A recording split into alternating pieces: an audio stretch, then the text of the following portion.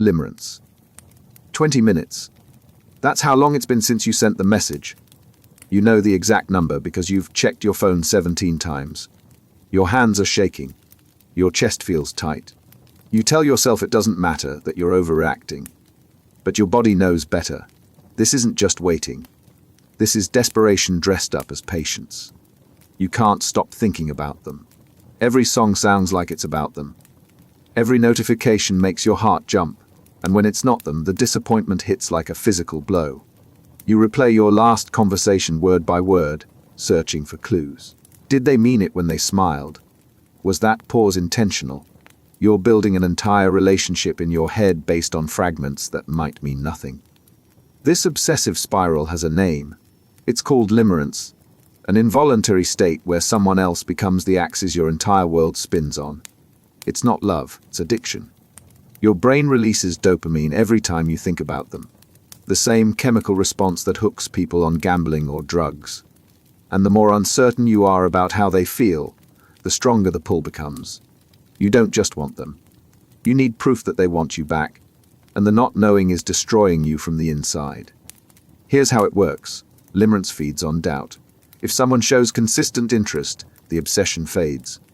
If they show none at all, you eventually move on. But mixed signals. That's where your brain gets trapped. One day they're warm, the next day they're cold. Your mind treats this inconsistency like a puzzle that needs solving.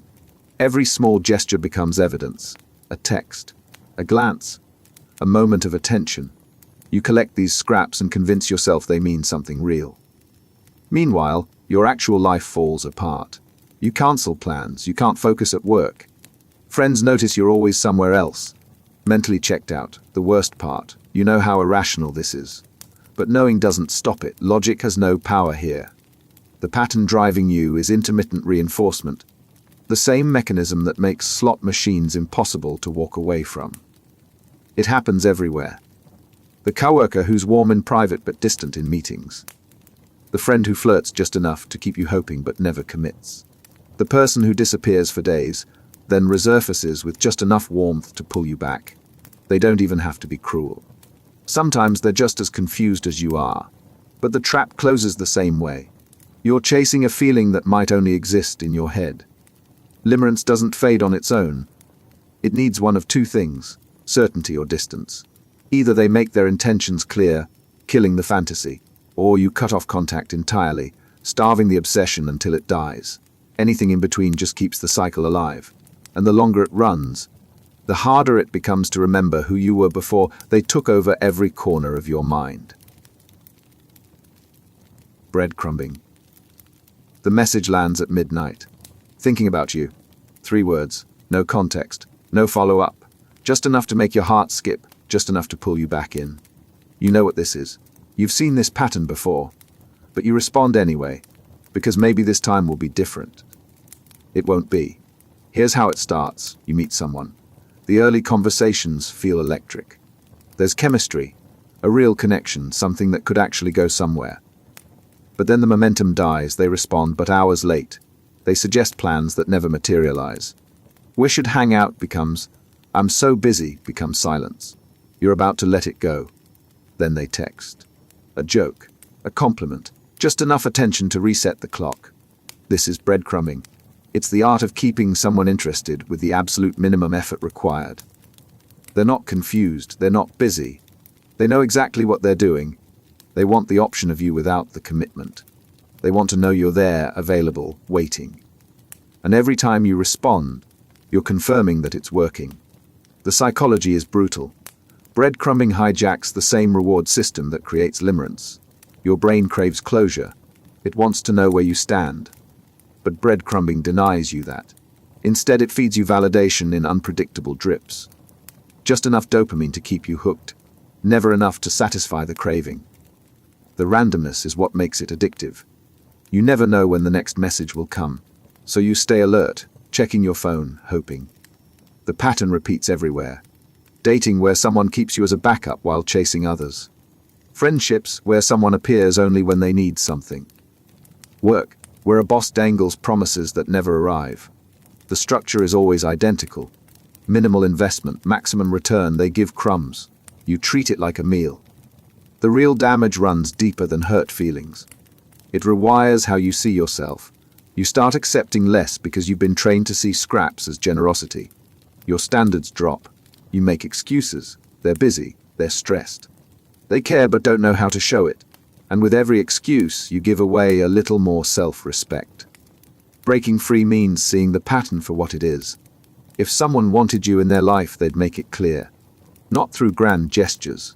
Through consistency. Real interest doesn't arrive in breadcrumbs. It shows up. It follows through. It doesn't leave you guessing. Anything less isn't confusion. It's a choice. And the moment you recognize that, the breadcrumbs stop working. Benching. You've been seeing each other for weeks. It's going well. The conversations are good. The chemistry is real. The connection feels solid. You're not asking for commitment. Just clarity. Just some sign that this is moving forward. But every time you try to pin things down, they deflect. Let's just see where things go. I'm not ready to define it yet. We're having fun, aren't we? Aren't fun. And you tell yourself that's reasonable. You tell yourself to be patient, to not push, to let it unfold naturally. So you wait. Weeks turn into months. You're still having the same conversation. Still getting the same non-answer. Still stuck in the same place while they keep their options wide open. You're being benched. Kept in rotation, close enough to feel like progress, far enough to avoid any real commitment. They like having you around. They like the attention, the validation, the comfort of knowing you're available. But they're not choosing you. They're just making sure you don't leave while they figure out if something better comes along. The trap works because it mimics real relationships just enough to fool you. You go on dates.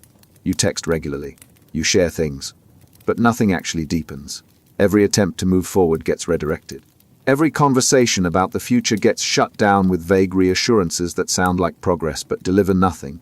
You're not dating. You're auditioning. And the verdict never comes. It shows up in every context. The friend who keeps you close enough to fill their time but never includes you in their real plans. The job that dangles promotion talk but never commits to a timeline. The romantic interest who acts like a partner in private but won't acknowledge you in public. The pattern is identical. They get the benefits of having you invested without the responsibility of actually choosing you.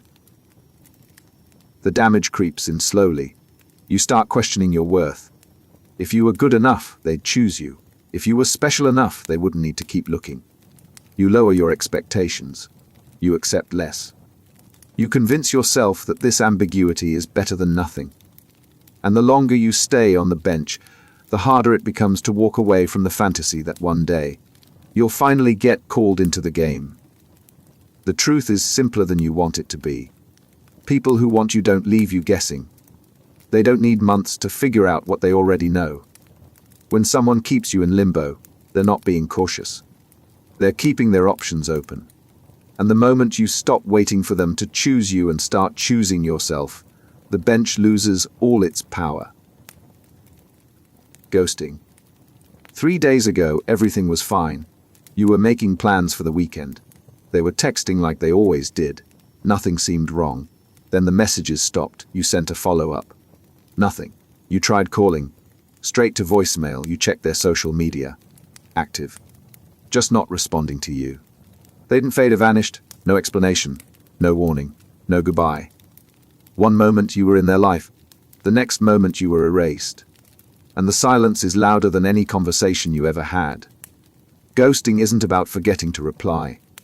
It's the deliberate choice to disappear rather than face an uncomfortable conversation. It's easier for them to vanish than to admit they're not interested, that they met someone else, that they were never as invested as you thought. So they just stop, and they leave you to figure out the ending on your own. What makes it brutal is the lack of closure. Your brain keeps searching for answers. Did something happen? Did you say something wrong? Are they coming back? The uncertainty gnaws at you. You replay every interaction, analyzing every word, trying to find the moment it all went wrong. But there's no moment. There's just silence, and the silence doesn't explain anything. It happens because avoidance is easier than honesty. Telling someone you're not interested means confronting their disappointment, dealing with their questions, feeling like the bad guy. Ghosting offloads all of that onto you. They escape the discomfort. You're left holding the weight of unanswered questions and unfinished conversations. The pattern shows up everywhere. The date who stops replying mid-conversation. The friend who goes cold after borrowing money. The employer who never follows up after the final interview. The romantic interest who disappears after intimacy. Different contexts, same outcome. They choose their comfort over your clarity. The damage isn't just emotional. It distorts how you approach future connections. You become hypervigilant, reading into every delayed response, every subtle shift in tone. You brace for disappearance because you've learned that people can vanish without warning. And that constant readiness for abandonment makes it harder to trust anyone who stays. The only way through is to stop waiting for an answer that will never come. Ghosting says everything it needs to say through silence. People who value you don't disappear. They communicate. They show up even when it's uncomfortable. And anyone who chooses to vanish rather than have a difficult conversation has already told you exactly how much you mattered to them. Orbiting. They ended it. No more dates, no more plans, no more relationship. You accepted that. You moved on. But then you notice something strange. They're still watching your stories. They're still liking your posts. They're still there, hovering at the edge of your life, close enough to be noticed, but too far away to mean anything. Why?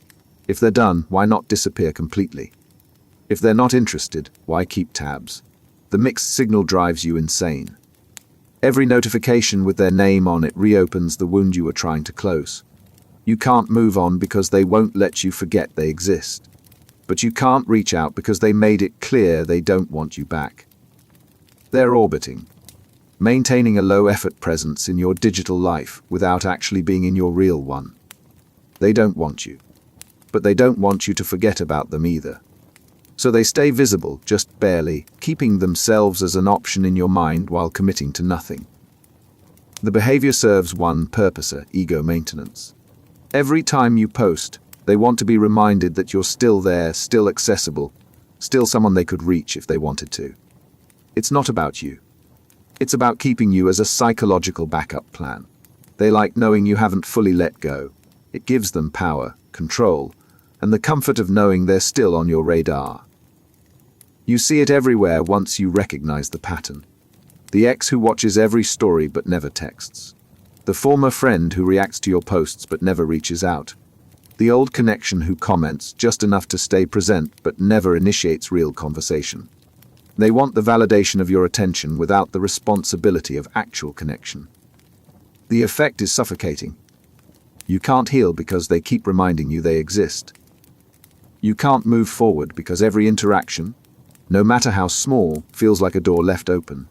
You start reading meaning into likes and views, wondering if they miss you, if they're thinking about coming back, if this is their way of staying close. But it's not. It's just orbit. Distance with the illusion of closeness. Breaking the pattern requires a hard choice. Block them. Mute them. Remove them from every platform where they can watch you without engaging. If someone wants to be in your life, they'll show up in your life, not just on your screen. Orbiting isn't connection, it's surveillance. And the moment you stop letting them watch from a distance, you finally get the space to move on. Zombieing. Months of silence. You'd made peace with it. You'd accepted they were gone. Then your phone lights up. It's them. Hey, how have you been? No acknowledgement of the disappearance, no apology, no explanation. Just casual, as if no time has passed, as if they didn't vanish without a word and leave you wondering what went wrong. Your first reaction is disbelief, then confusion, then, against your better judgment, a flicker of hope. Maybe they realized what they lost. Maybe they want to make things right. Maybe this time will be different. So you respond. And just like that, you're back in. This is zombieing. The return of someone who ghosted you, acting like the disappearance never happened. They want back in, but on their terms, with no accountability for the damage they caused. And the worst part is that it works. Because no matter how much you tell yourself you're done, part of you still wanted them to come back. And now that they have, you convince yourself that this means something. But it doesn't. Zombieing isn't about you. It's about convenience. They reached out because they were bored, lonely, or their other options dried up. You were easy. You were available. You were someone who already showed interest, so the risk of rejection was low. They didn't come back because they missed you. They came back because reaching out to you was easier than starting over with someone new. The pattern repeats across contexts. The ex who reappears every few months when they're single. The friend who only reaches out when they need something. The casual connection who vanishes and resurfaces on a predictable cycle. They don't stay. They just check if you're still there. And every time you respond, you teach them that disappearing has no consequences. The damage compounds with each cycle. The first time you're hurt but hopeful. The second time you're more cautious but still willing. By the third or fourth resurrection, you're numb, you stop believing in permanence. You start expecting people to leave. And you lose the ability to tell the difference between someone who's genuinely present and someone who's just passing through until something better shows up. Stopping the cycle means recognizing the pattern for what it is. People who disappear don't come back changed. They come back because the circumstances that made you convenient are back in play. Real reconnection includes acknowledgement, accountability, and a reason to believe things will be different. Anything less is just another round of the same game. And the moment you stop playing, the zombies lose their power to keep coming back from the dead. Love bombing. The first week feels like a dream. They text constantly. They shower you with compliments. They call you perfect, special, different from everyone else. You've never felt this seen, this wanted, this adored. The intensity is overwhelming in the best way. Finally, someone who gets it. Finally, someone who matches your energy. Then, without warning, the warmth disappears. The texts slow down. The enthusiasm fades. The person who couldn't get enough of you suddenly seems distant, distracted, cold. You scramble to understand what changed. What did you do wrong? How do you get that feeling back? You just experienced love bombing, an emotional blitz designed to create dependency before the withdrawal begins. It's not affection, it's a tactic. The goal is to flood you with so much attention that when it stops, you'll do anything to get it back. And by the time you realize what's happening, you're already hooked. The mechanism is surgical. Love bombing hijacks your brain's reward system. When someone overwhelms you with validation, your brain releases dopamine, the same chemical involved in addiction. It feels incredible. It feels real. And the faster it comes, the harder you fall. But the rush isn't the point, the crash is. Because once you're emotionally invested, the script flips. The affection becomes conditional. The warmth turns unpredictable. You're no longer special just for existing. Now you have to earn it. And every time you chase that early high, you're confirming that the manipulation worked. It plays out everywhere. The romantic interest who claims you're their soulmate after 3 dates, then goes ice cold. The new friend who makes you feel like the most important person in their life, then ghosts when you need them. The boss who praises you relentlessly, then cuts you down the moment you stop performing. The pattern is identical. Extreme affection followed by withdrawal, followed by watching you scramble to fix what you didn't break. The damage isn't just the whiplash. It's what it teaches you about your worth. You start believing that the initial intensity was the real them, and the coldness is your fault. You accept less and less because you're trying to earn back something that was never genuine to begin with. And the more you chase, the more control you hand over. The only way out is recognizing the setup. Real affection doesn't arrive in extremes. It builds gradually. It stays consistent. It doesn't require you to prove your value after the honeymoon ends. If someone makes you feel perfect one day and worthless the next, they're not confused, they're in control. And the moment you stop chasing the high, the game loses its power. Future faking. They paint the picture so clearly. Next summer you'll travel together. Next year you'll move in. Eventually you'll build something real. They talk about the future like it's already decided, like you're already planning it together. And it feels good. It feels like commitment.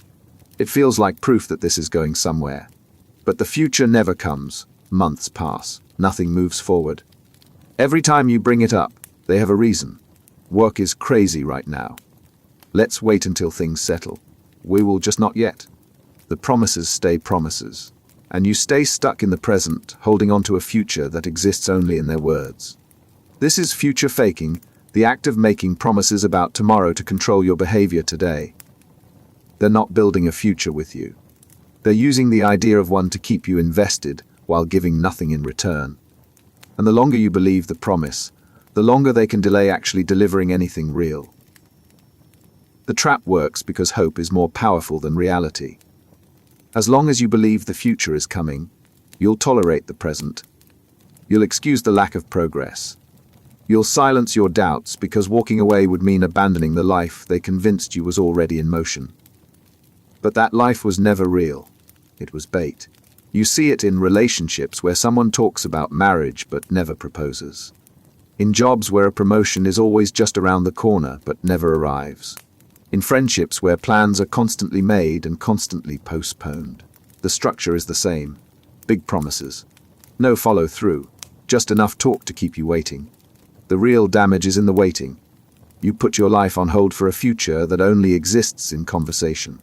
You turn down other opportunities because you're committed to the plan they sold you. And when the future finally doesn't materialize, you've lost time, energy, and the chance to build something real with someone who actually follows through. Breaking the pattern means measuring people by their actions, not their words. If someone keeps talking about the future but never takes a single step toward it, they're managing you, not planning with you. Real intentions show up in behavior. Promises without progress are just another way to keep you on the hook. And the moment you stop believing the words and start watching the actions, the illusion collapses. Hot and cold behavior. One day they're all in, warm, attentive, affectionate. They text first. They make plans. They act like you matter. You relax. You let your guard down. You start believing this is real. Then, without explanation, the temperature drops. They pull back. They go quiet. The warmth vanishes, replaced by distance you can't explain. You panic. You replay everything, searching for the moment you messed up. But there is no moment. The shift has nothing to do with you. It's a pattern, and the goal isn't to push you away. It's to keep you off balance. Hot and cold behavior work by destabilizing your sense of security. When someone alternates between closeness and distance, your brain never gets to settle. You can't relax into the connection because you never know which version of them you're going to get. And that uncertainty is what keeps you hooked. You're not chasing the relationship. You're chasing stability that never arrives. The mechanism is simple but effective. When they're warm, you feel relief. When they're cold, you feel anxiety. Your nervous system gets conditioned to associate them with emotional extremes. And instead of walking away from the instability, you start working harder to keep the temperature up. You monitor their mood. You adjust your behavior. You try to be the version of yourself that keeps them warm. But the cycle isn't about you. It's about control. It happens in every kind of relationship. The partner who's loving one week and withdrawn the next. The friend who's available when it's convenient and invisible when you need them. The colleague who's collaborative in private and competitive in public. The shifts aren't random. They're calculated. Inconsistency keeps you trying. Stability would let you leave. The toll builds slowly. You stop trusting your instincts because the ground keeps moving under you. You second-guess everything. You become hypervigilant, reading into every interaction, trying to predict the next shift. And the more energy you pour into managing the temperature, the less you have left for yourself. The way out is refusing to participate. People who genuinely care about you don't weaponize their presence. They show up consistently. They don't make you earn basic decency. If someone's warmth feels like a reward you have to chase, you're not in a relationship, you're in a game. And the moment you stop playing, the instability loses its grip. Push-pull dynamic. They draw you in, then push you away. Just when you feel close, they create distance. Just when you start to pull back, they reel you in again. It's not indecision. It's a rhythm. And the rhythm keeps you locked in place, too close to leave, too far to feel secure. The pattern is exhausting. You never know where you stand. One moment they're texting paragraphs about how much they care. The next moment they're barely responding. One week they're making plans. The next week they're unavailable. The push-pull doesn't resolve, it just repeats. And every cycle leaves you more drained and more desperate for the stability that never comes. This is how the dynamic traps you. When they push, you feel rejection. When they pull, you feel hope. The emotional swing between the two keeps your nervous system in constant alert. You can't settle. You can't relax. You're always bracing for the next push or reaching for the next pull. And the instability itself becomes the relationship. The psychology runs deeper than mixed signals. Push-pull creates a trauma bond. The intermittent closeness feels more valuable because it's rare. The distance feels more painful because the connection was just within reach. Your brain starts treating their attention like a scarce resource. And scarcity makes you work harder, tolerate more, and accept treatment you'd never accept from someone who showed up consistently. You see it in romantic relationships where someone oscillates between intimacy and withdrawal. In friendships where someone is deeply connected one month and distant the next. In work environments where a manager alternates between praise and criticism, keeping you perpetually uncertain. The structure is identical. Closeness, then distance. Hope, then disappointment. Just enough warmth to keep you from leaving, just enough coldness to keep you from feeling safe. The damage accumulates. You stop asking for what you need because you're afraid of triggering a push. You start performing for their attention, changing yourself to match whatever version keeps them close. And the more you adapt, the less of yourself remains. Stopping the cycle means recognizing that real connection doesn't swing. It's steady. It doesn't make you guess. People who want you in their life don't keep you at arm's length to maintain control. If someone only pulls you close when you start to walk away, they don't want you. They want the option of you. And the moment you stop reaching, the dynamic falls apart. Intermittent reinforcement. You never know when it's coming. Sometimes they respond right away. Sometimes it takes days. Sometimes they're affectionate. Sometimes they're cold. The inconsistency is maddening. But it's also what keeps you hooked. Because the unpredictability makes every positive response feel like a win. This is intermittent reinforcement, the same psychological mechanism that makes gambling addictive. When a reward is unpredictable, your brain latches on harder than it would for something consistent. You don't get move on. You keep trying, hoping, keep waiting for the next hit. And the longer the dry spell, the more intense the relief when the reward finally comes. It shows up everywhere. The person who texts sporadically, so every message feels like a small victory. The partner who's affectionate only after you threaten to leave, training you to stay through the bad times for the occasional good moment. The friend who's present just often enough to keep you from cutting them off, but absent enough that you're always craving more. The structure is identical. Unpredictable rewards, maximum emotional investment. The mechanism works because your brain is wired to solve patterns. When something is consistent, you adapt and move on. But when something is random, your brain keeps trying to figure out the formula. You analyze every interaction, searching for the key that will make the rewards come more often. But there is no key. The randomness is the point. In relationships, intermittent reinforcement creates a trap that feels like love. The highs feel higher because the lows are so low. The moments of connection feel precious because they're rare. You convince yourself that the inconsistency is proof of something deeper, that the person is just complicated, that the good moments are worth the bad. But you're not in love. You're addicted to the unpredictability. The toll builds silently. You start accepting less because the intermittent rewards have trained you to lower your baseline. You stop expecting consistency because you've learned that consistency isn't part of the deal.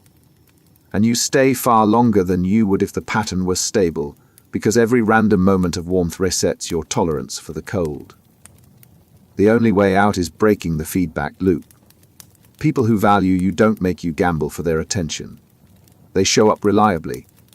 The relationship doesn't feel like a slot machine.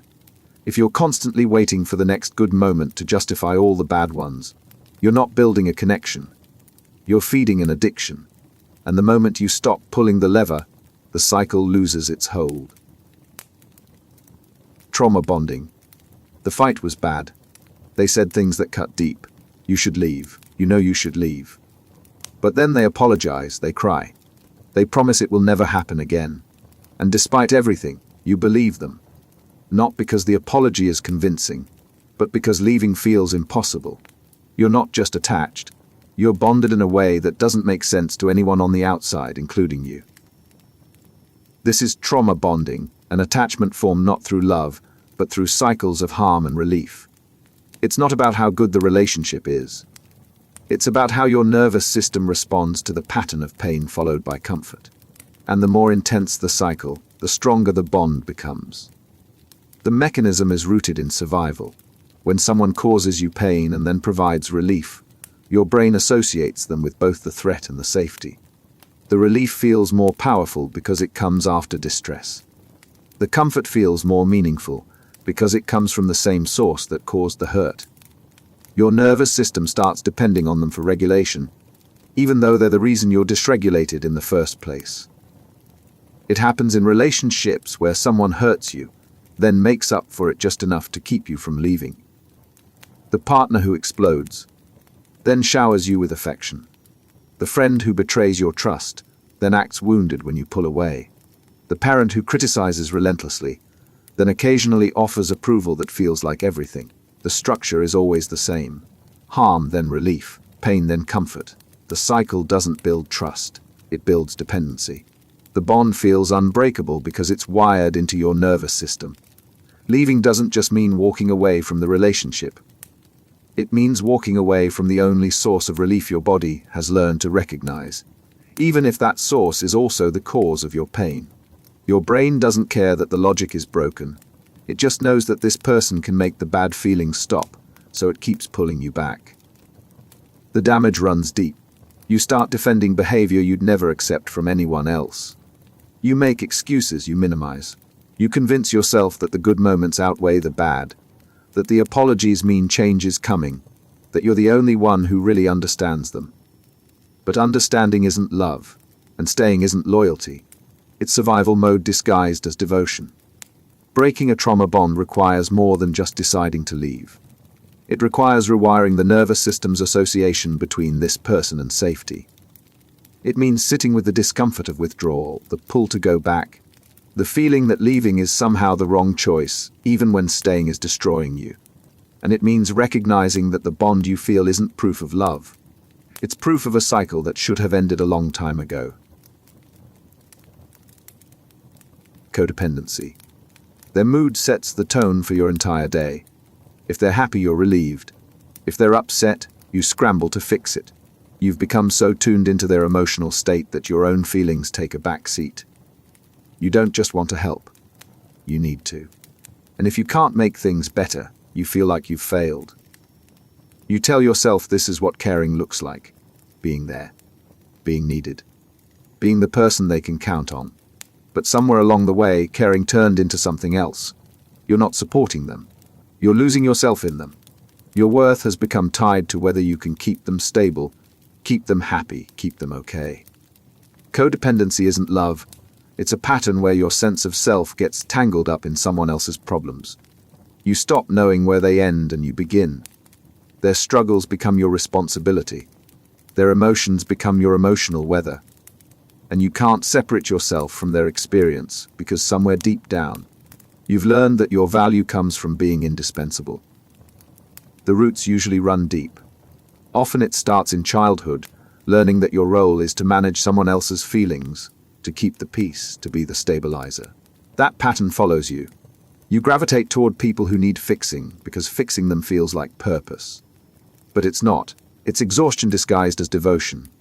The trap works because it feels righteous. You're being selfless. You're being helpful.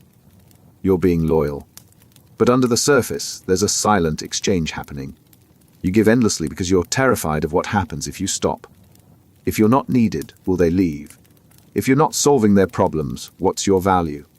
The relationship runs on your fear of being dispensable. It shows up everywhere. The partner whose cries always take priority over your own needs. The friend who drains you but disappears when you need support. The family member whose chaos keeps you in permanent rescue mode. You're always giving, always managing, always on call. And when you finally try to step back, the guilt floods in. How could you abandon them when they need you?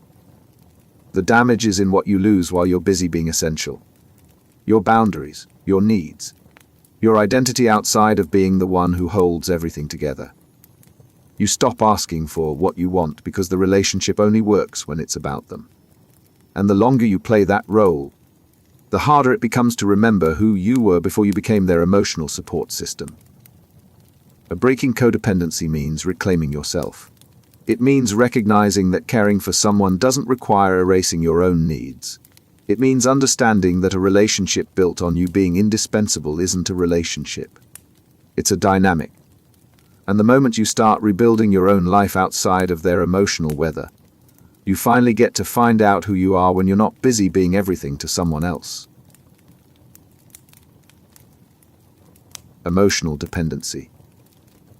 The silence is unbearable. When they're not around, when they're not texting, when they're not responding, you feel hollow. You can't focus. You can't settle. The emptiness swallows everything. And the only thing that fills it is them. Not their presence. Just the idea that they might reach out, that they might need you, that you'll matter to them again soon. You used to have your own life, your own routines, your own sources of stability. But somewhere along the way, they became the center. Now everything else feels like filler. Work is just time spent waiting for their message. Hobbies feel meaningless if you can't share them. Even being with other people feels hollow because they're not the person you're thinking about. Emotional dependency is what happens when someone else becomes your primary source of emotional regulation. You don't just enjoy their company. You need it to feel okay. Without them, you're untethered, anxious, lost. And the more dependent you become, the more power they hold over your emotional state, whether they realize it or not. The mechanism is insidious. It starts innocently. You enjoy being with them. You feel better when they're around. That's normal. But then the balance shifts. You stop being able to soothe yourself. You stop being able to feel stable on your own. They become the thing that calms you, and without them, you're in freefall. Your nervous system starts associating them with safety, and everything else with discomfort. The trap tightens slowly. You start structuring your life around their availability. You cancel plans if there's a chance they might be free. You check your phone constantly, not because you're expecting something important, but because their name on your screen is the only thing that quiets the noise in your head.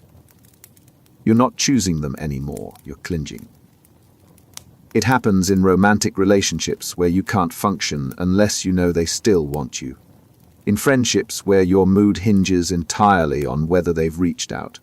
Even in family dynamics where one person becomes the emotional anchor everyone else orbits around. The structure is the same. One person holds the emotional stability. The other person collapses without it. The cost builds quietly. You lose your ability to be alone without spiraling. You stop trusting yourself to handle your own feelings. And you hand over control of your inner world to someone who might not even know they're carrying it. The relationship stops being about connection and starts being about survival. You don't love them. You need them. And that need becomes its own prison. The way out is rebuilding your ability to regulate yourself. It means sitting with the discomfort of being alone without immediately reaching for them to make it stop. It means rediscovering that you can feel okay without them being the reason. Emotional dependency isn't intimacy. It's outsourcing your stability to someone else. And the moment you start taking it back, you finally get to find out what connection feels like when it's not built on desperation. Enmeshment. Where do they end and you begin? You can't answer that question anymore. Their problems feel like your problems. Their goals feel like your goals. Their emotions bleed into yours so completely that you've stopped being able to tell the difference. You're not two people in a relationship. You're one tangled, inseparable unit. And it felt like closeness. Until it started feeling like suffocation. Enmeshment looks like intimacy from the outside. You finish each other's sentences. You know each other's thoughts. You're always together, always connected, always in sync. But underneath, something crucial is missing: space. Boundaries, the ability to exist as separate people. You've merged so completely that individual identity has dissolved. The pattern takes root slowly. At first, sharing everything feels good. You like the same things. You want the same things. You think the same way. It's effortless. But then the sharing becomes obligation. You can't have a feeling without them needing to process it with you. You can't make a decision without their input. You can't have an experience that's just yours. Everything becomes shared property, and slowly you lose ownership of your own inner world. It happens in families where children aren't allowed to have emotions that differ from their parents. In romantic relationships where one person's identity gets absorbed into the other's. In friendships where boundaries are seen as betrayal. The message is always the same. If you're truly close, there should be no separation. If you need space, it means you don't care. Distance equals rejection. And so you stay fused, even as the fusion starts to feel like erasure. The trap works because autonomy gets reframed as disloyalty. Wanting time alone becomes evidence that something's wrong. Having different opinions becomes conflict. Pursuing separate interests becomes abandonment. You're taught that real connection means total overlap. But total overlap doesn't leave room for two whole people. It only leaves room for one merged, incomplete version of both. The damage shows up in loss of self. You stop knowing what you want because you've been trained to want what they want. You stop trusting your own judgment because decisions are always made together. You can't even have your own emotional experience without it becoming a shared event. And the longer you stay enmeshed, the scarier it becomes to pull apart, because you're not sure who you'd be without them. Breaking enmeshment requires reclaiming boundaries. It means recognizing that closeness doesn't require fusion, that you can love someone and still have parts of yourself that are just yours. That space isn't distance. It's the room required for two people to exist fully. Enmeshment isn't intimacy.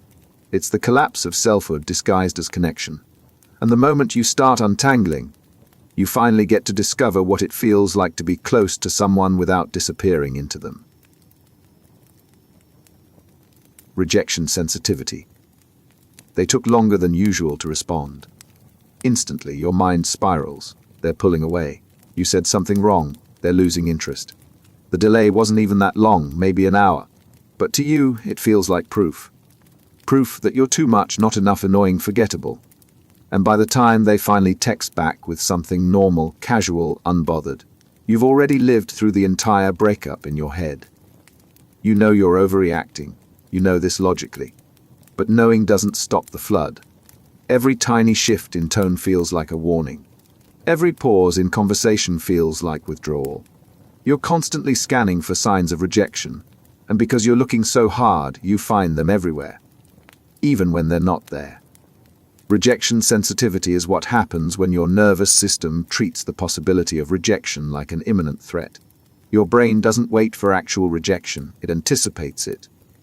It reads neutral signals as negative. It interprets hesitation as rejection.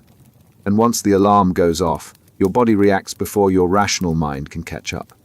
The roots often trace back to early experiences where rejection was real, frequent, and painful. Maybe you were dismissed as a child. Maybe early relationships taught you that people leave. Maybe you learned that your worth is conditional, and the conditions can change without warning. So now, even in safe relationships, your nervous system stays on high alert, ready to brace for the blow that might be coming. The cycle is exhausting. You overread every interaction. A short text means they're annoyed. A cancelled plan means they don't value you. A moment of distraction means they're checked out. You don't just notice these things. You catastrophize them. And then you react to the catastrophe in your head, not the reality in front of you. You pull back to protect yourself from rejection that hasn't happened. Or you overcompensate, trying to fix a problem that doesn't exist. Either way, your behavior starts creating the very distance you were afraid of. It shows up in romantic relationships where you constantly need reassurance. In friendships where you interpret normal boundaries as personal attacks. At work where constructive feedback feels like condemnation. The sensitivity doesn't discriminate.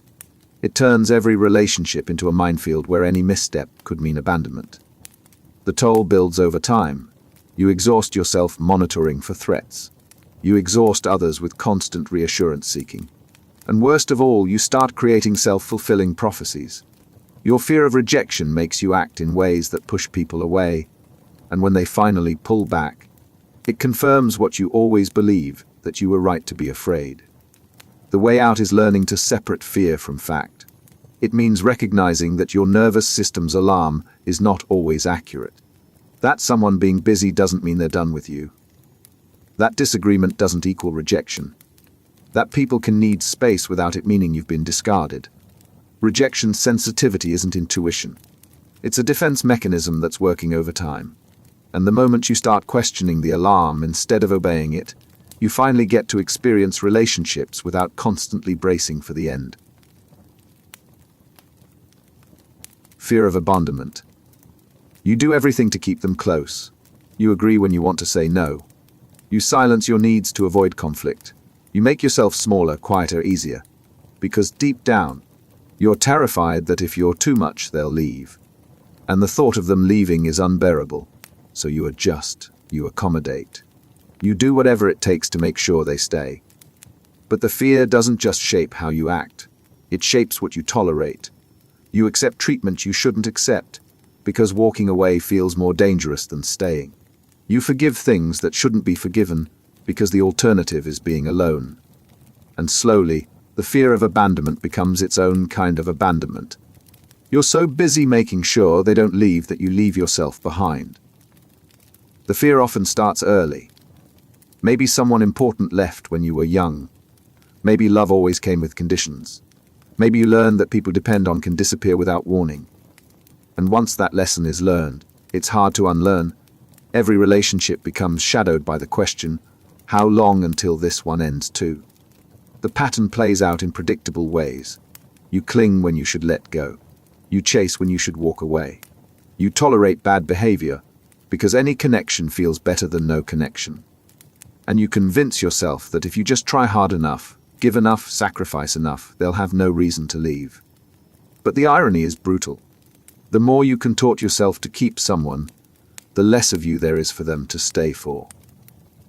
It shows up in relationships where you can't assert boundaries because you're afraid they'll see you as difficult. In friendships where you're always the one reaching out, terrified that if you stop, they will too. In family dynamics where you endure dysfunction because the idea of cutting ties feels like free falling into nothing. The fear doesn't protect you. It traps you in relationships that hurt. The damage runs deep. You stop trusting that anyone would choose to stay without you earning it. You stop believing you're worth staying for just as you are. And you start living in a constant state of vigilance, monitoring for signs that they're getting ready to leave, ready to do whatever it takes to stop them. But you can't stop someone from leaving by shrinking yourself into someone you're not. Breaking free means confronting the fear instead of obeying it. It means learning that the worst-case scenario, being alone, is survivable. That it's better to lose someone than to lose yourself trying to keep them. That people who leave weren't meant to stay, and twisting yourself into shapes to hold onto them doesn't change that. Fear of abandonment isn't protection. It's a prison. And the moment you stop letting it dictate your choices, you finally get to find out what it's like to be chosen by someone who actually sees you, not the version of you shaped by fear. Intimacy avoidance. Things are going well. Too well, you're getting close. They're opening up. They're letting you in. And that should feel good. But instead, you feel the urge to pull back, to create distance, to find a flaw, pick a fight, or suddenly get busy. Not because you don't care, but because closeness feels dangerous. And the closer they get, the faster you want to run. You didn't plan this. You thought you wanted connection. You thought you wanted someone who stays. But now that they're here, now that they're available, now that they're trying to build something real, every instinct screams at you to sabotage it.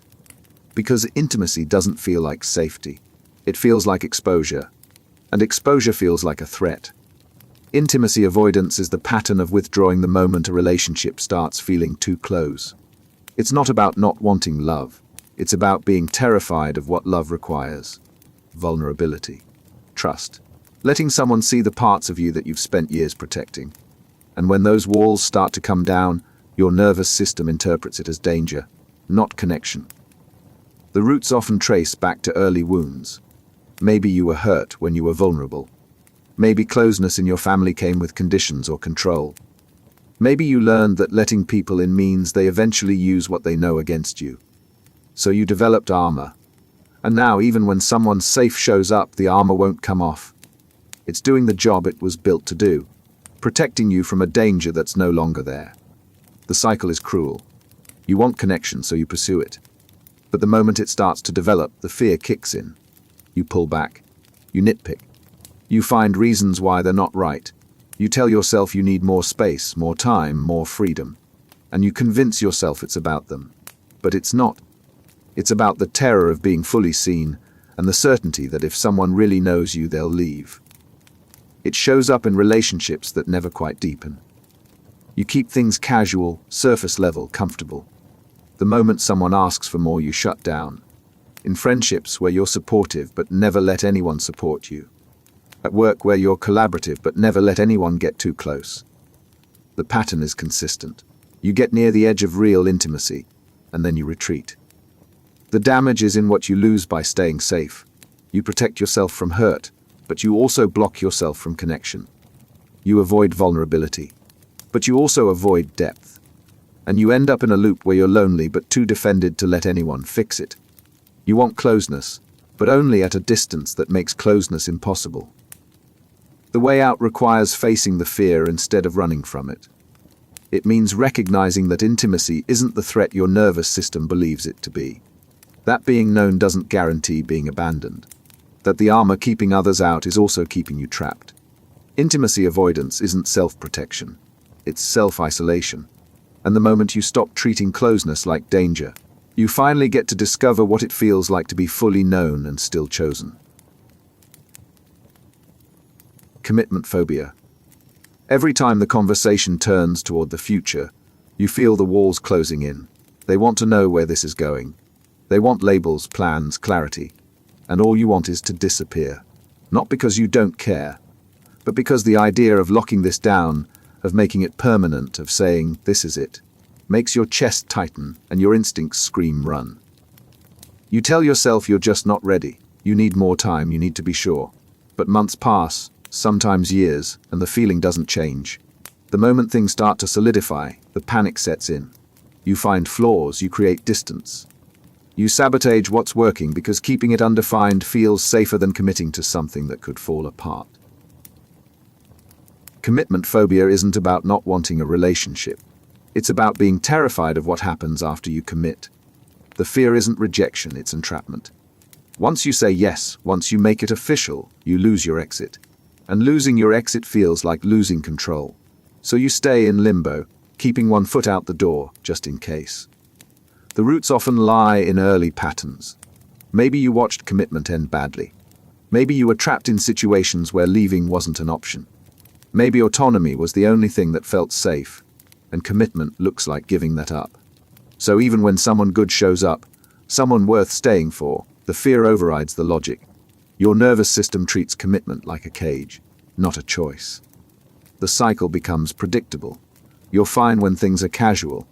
You're fine when the relationship is undefined, flexible, open-ended. But the moment it starts moving towards something real, the fear kicks in. You pull back. You find reasons why it won't work. You focus on their flaws, real or imagined, and use them as justification for why committing would be a mistake. But the real issue isn't them. It's the commitment itself. It shows up in relationships that stay stuck in the seeing each other phase for years. In patterns where you're all in until the moment they ask for more, and then you're suddenly unsure. In cycles where you leave good people because the idea of staying felt too permanent. The common thread is always the same. You want connection, but only if it comes with an escape hatch. The damage is in what you lose by staying uncommitted. You never get to experience the depth that comes with actually building something. You never get past the surface, because going deeper requires staying. And you end up in a loop where you're lonely but too defended to let anyone in far enough to change that. Breaking the pattern means separating fear from reality. Commitment isn't a trap. It's a choice you can make and unmake. Staying doesn't mean losing yourself, and building something real doesn't mean you're stuck. The phobia isn't protecting you from disaster.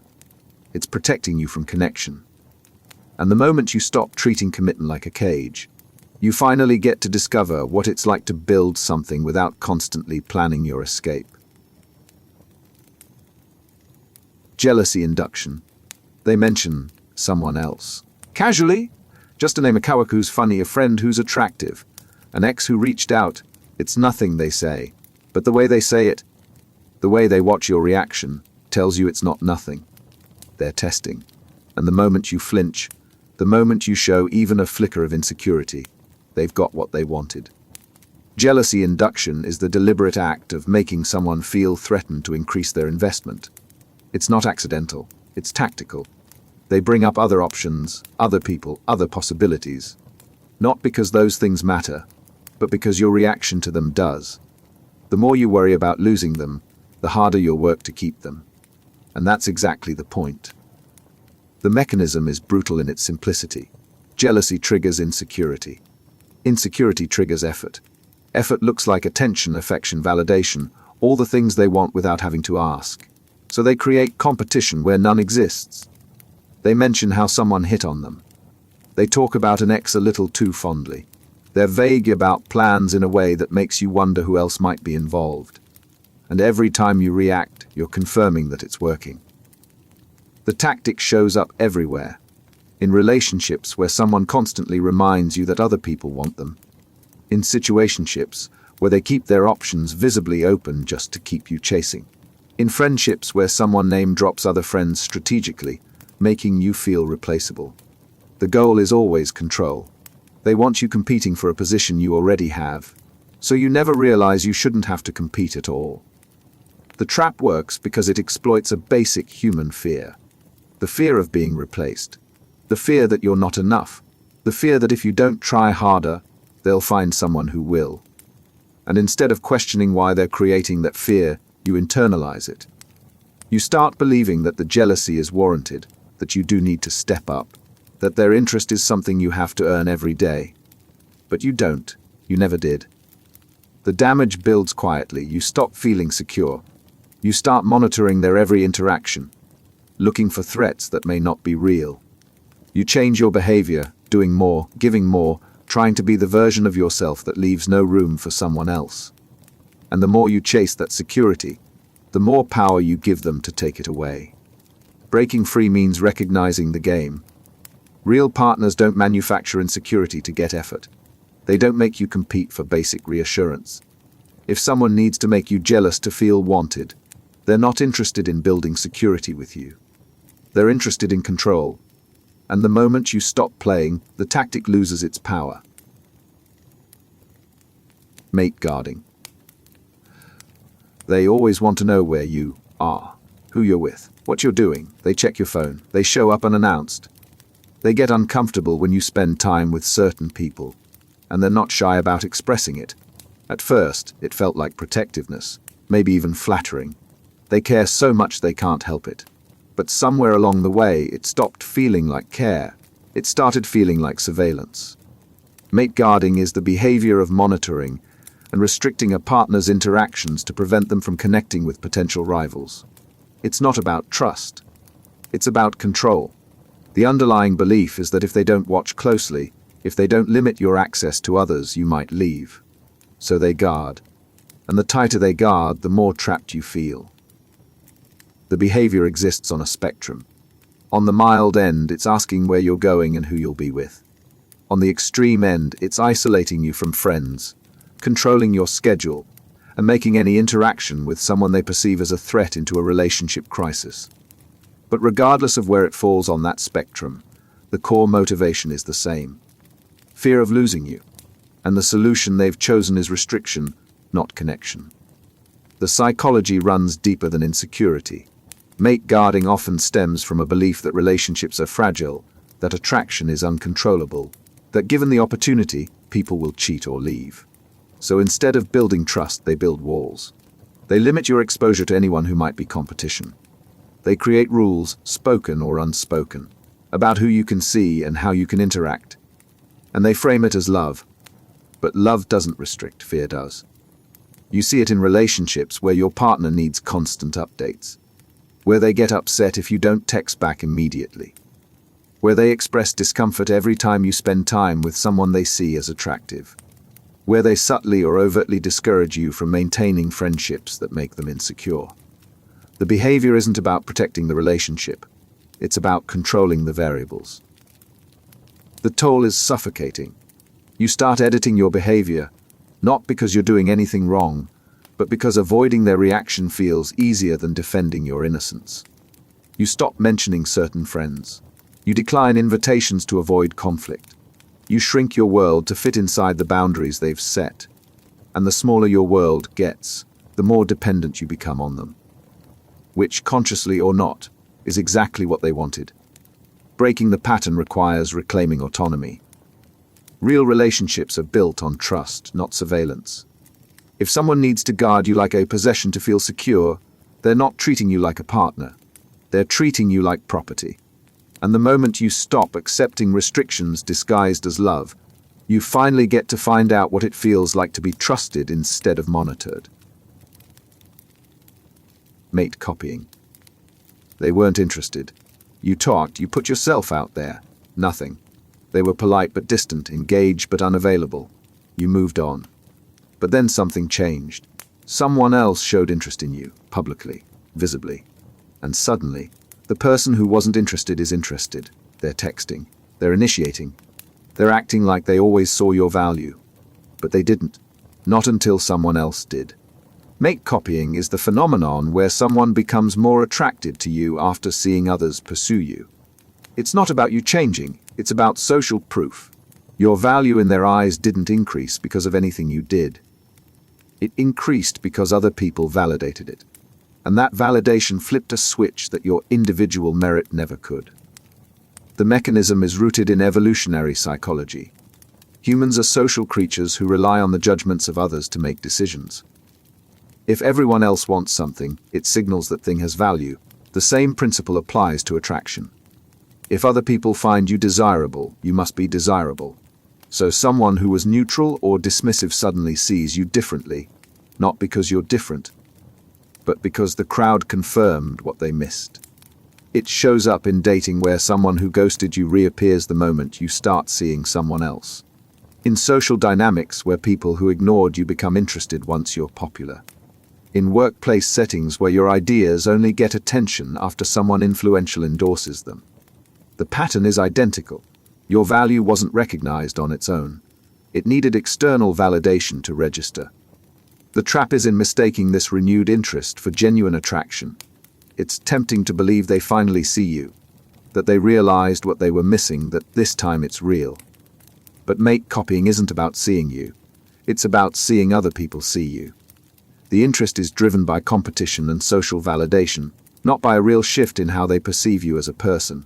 And the moment the external validation fades, the interest often fades with it. The damage is subtle but real. You start believing your worth is contingent on others recognizing it first.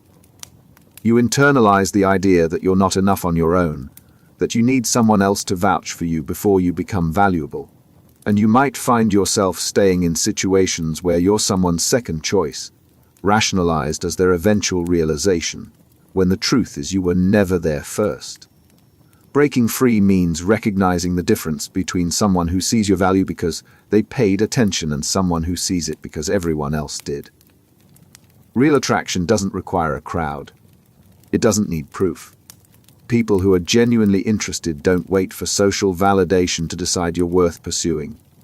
And the moment you stop accepting interest, that only showed up after someone else led the way, you finally get to connect with people who saw you all along. Assortative mating.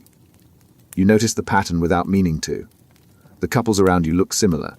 Similar backgrounds. Similar education levels. Similar beliefs. Similar attractiveness. It's not a coincidence. It's not shallow. It's assortative mating, the tendency for people to pair with others who resemble them in key ways. And whether you realize it or not, you're doing it too. The drive toward similarity isn't just about comfort. Though comfort plays a role, it's about compatibility, predictability, and shared frameworks for understanding the world. When someone shares your values, your background, your level of ambition, the relationship runs smoother. There's less to explain, less to negotiate, less friction in the daily mechanics of building a life together. Assortative mating happens across multiple dimensions. Physical attractiveness.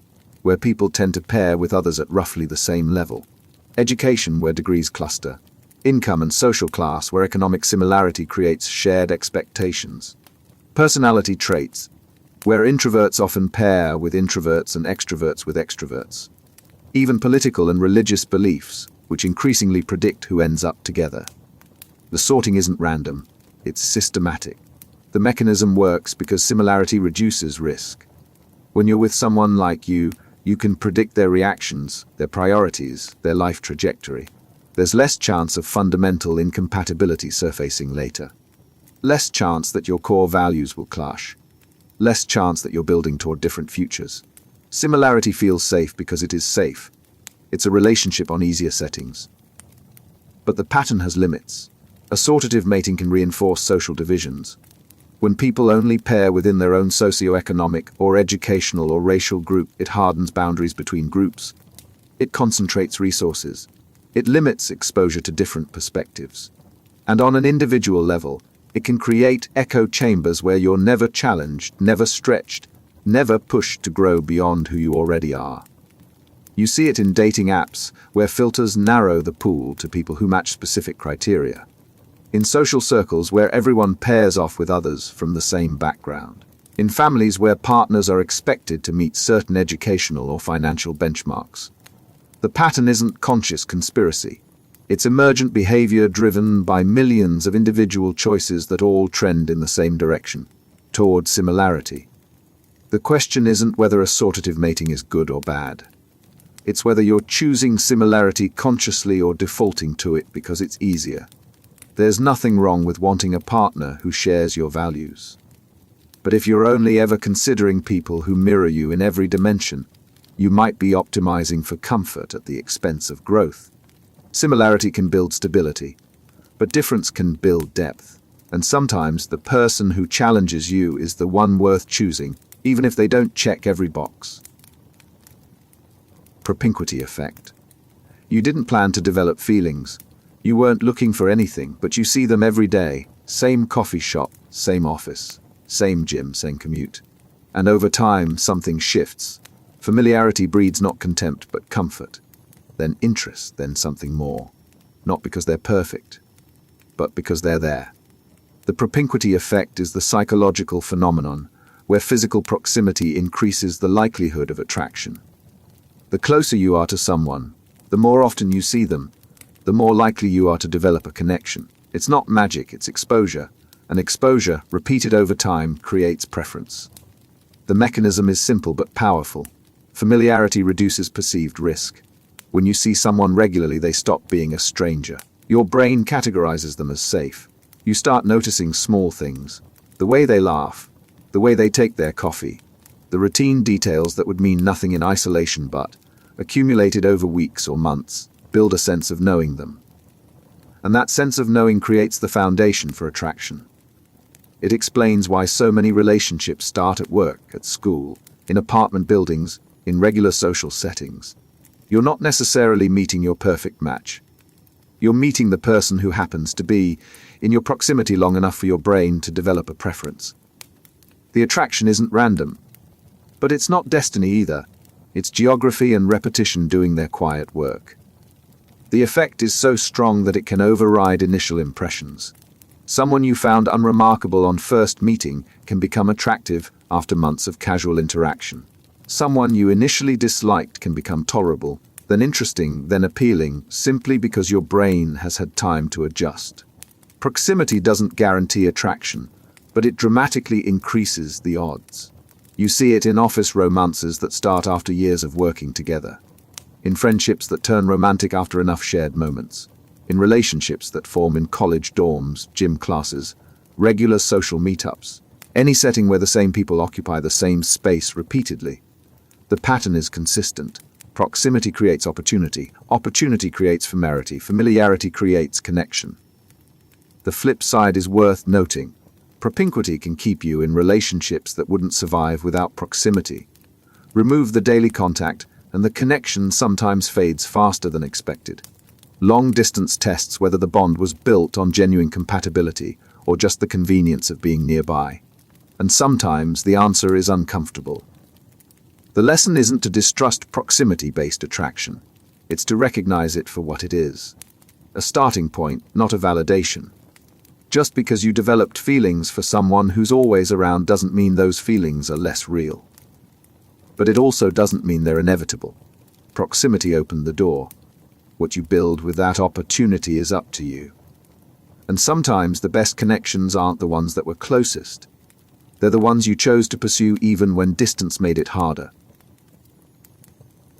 Mere exposure effect. The first time you heard the song, you weren't impressed. Maybe even skipped it, but it kept showing up, on the radio, in a playlist, as background noise at a coffee shop. And somewhere between the 5th and 10th listen, something shifted. You didn't just tolerate it, you liked it. Not because the song changed, because your brain did. The mere exposure effect is the psychological phenomenon where repeated exposure to something increases your preference for it. The more you encounter something, the more familiar it becomes. And familiarity, even without any other positive qualities, breeds liking. Your brain interprets repeated exposure as a signal of safety, and safety feels like preference. The mechanism is subtle but powerful.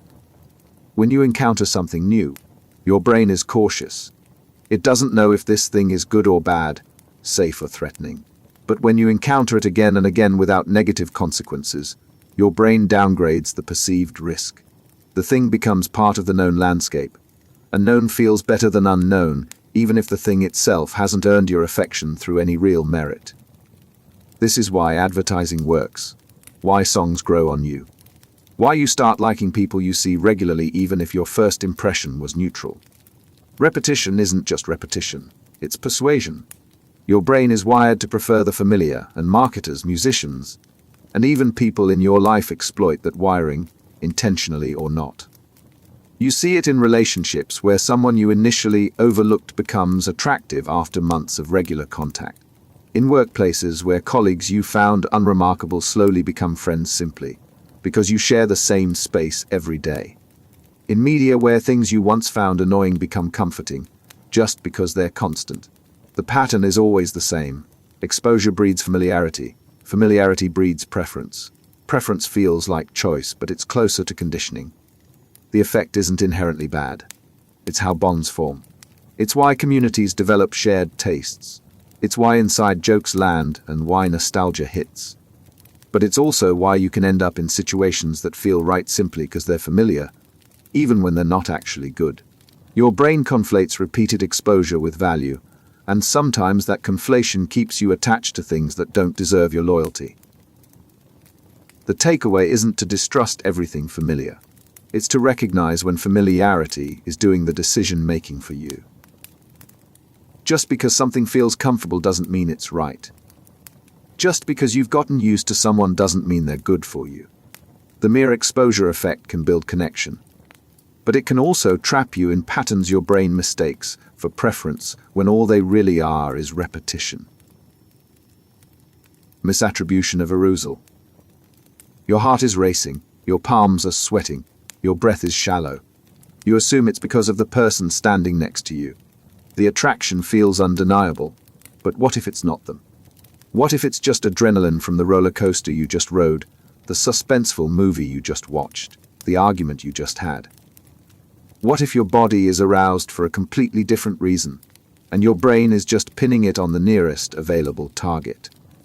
Misattribution of arousal happens when you interpret physical excitement from one source as emotional attraction to something or someone else. Your body is activated. Adrenaline is pumping, your nervous system is lit up, and instead of recognizing the real cause, your brain looks around for an explanation and lands on whoever is nearby. Suddenly, the person next to you seems incredibly attractive, not because they are, but because your body is already primed and your mind is just filling in the story. The classic study involved a shaky bridge. Men who crossed a wobbly, anxiety-inducing bridge rated a woman they met on the other side as more attractive than men who crossed a stable bridge. The physical arousal from the fear of crossing the bridge got misread as attraction to the woman. The body was already activated. The brain just found a convenient narrative. It explains why relationships that start in high-intensity situations often feel more passionate than they actually are. Why attraction spikes during emergencies, arguments, or high-stakes moments. Why dates that involve adrenaline, like concerts, theme parks, or horror movies, can feel more electric than calm dinners. The excitement isn't necessarily about the person, it's about the context. But your brain doesn't always make that distinction. The trap is in mistaking intensity for compatibility. Just because your heart races around someone doesn't mean they're right for you. It might just mean you were already worked up when you met them. The nervous system doesn't label its signals. It just sends them. And your brain fills in the blanks based on what's in front of you. You see it in rebound relationships that feel urgent and consuming but fizzle once the emotional chaos settles.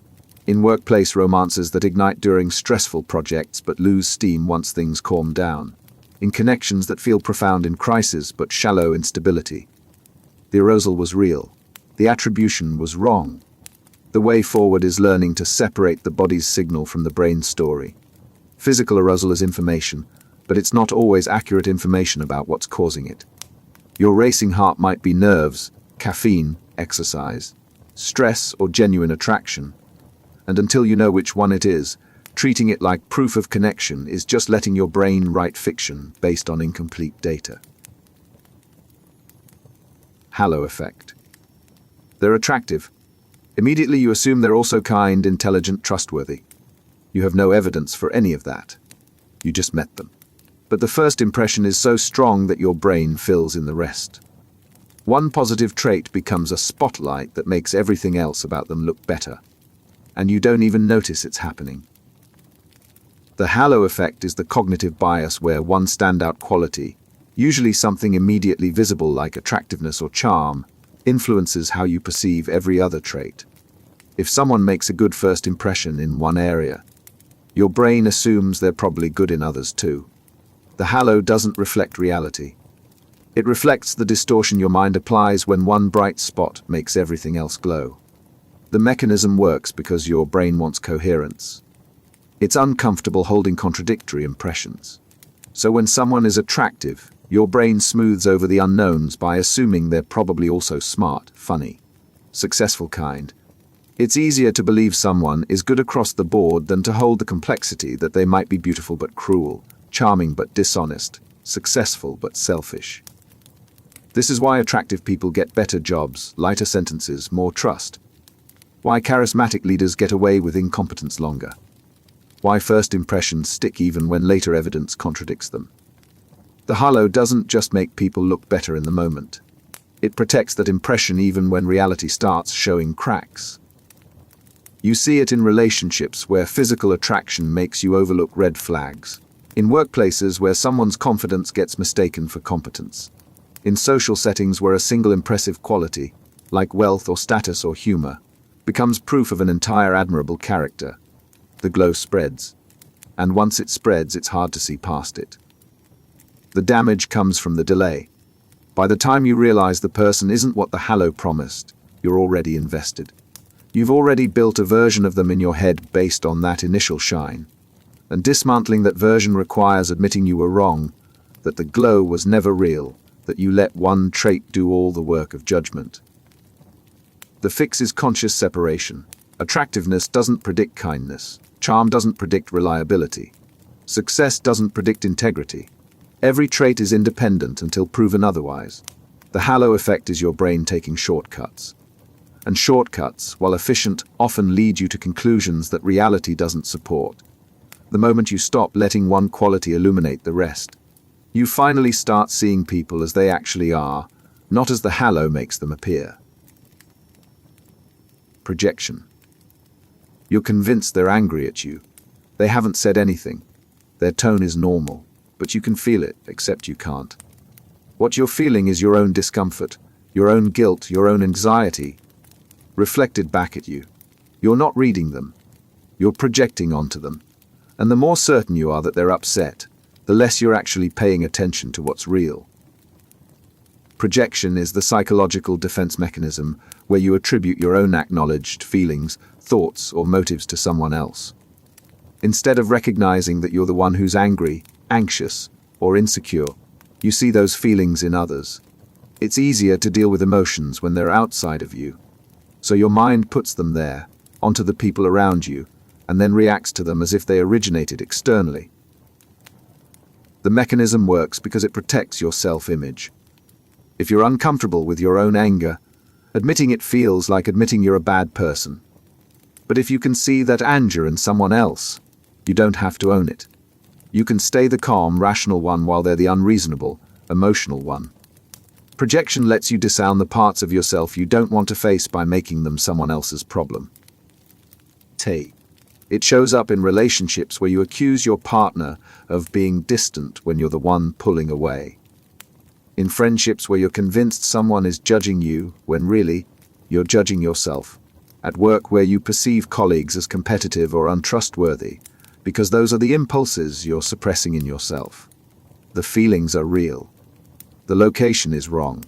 The trap tightens when the other person denies what you're projecting.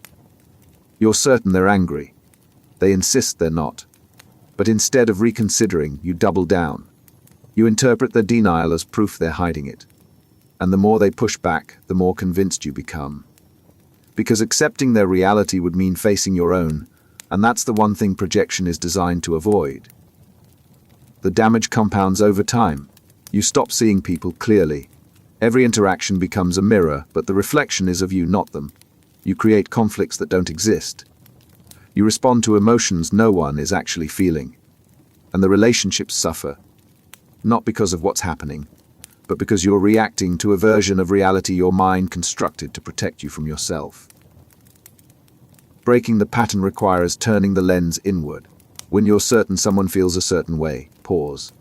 Ask if that feeling might actually be yours. Not as a judgment, just as a check. Projection isn't malicious, it's unconscious. But the moment you start catching it, you stop burdening others with emotions that were never theirs to carry, and you finally get to deal with what's actually yours. Projective Identification. You walk into the conversation calm, but within minutes you're anxious, defensive, on edge. You don't know why, nothing particularly threatening was said.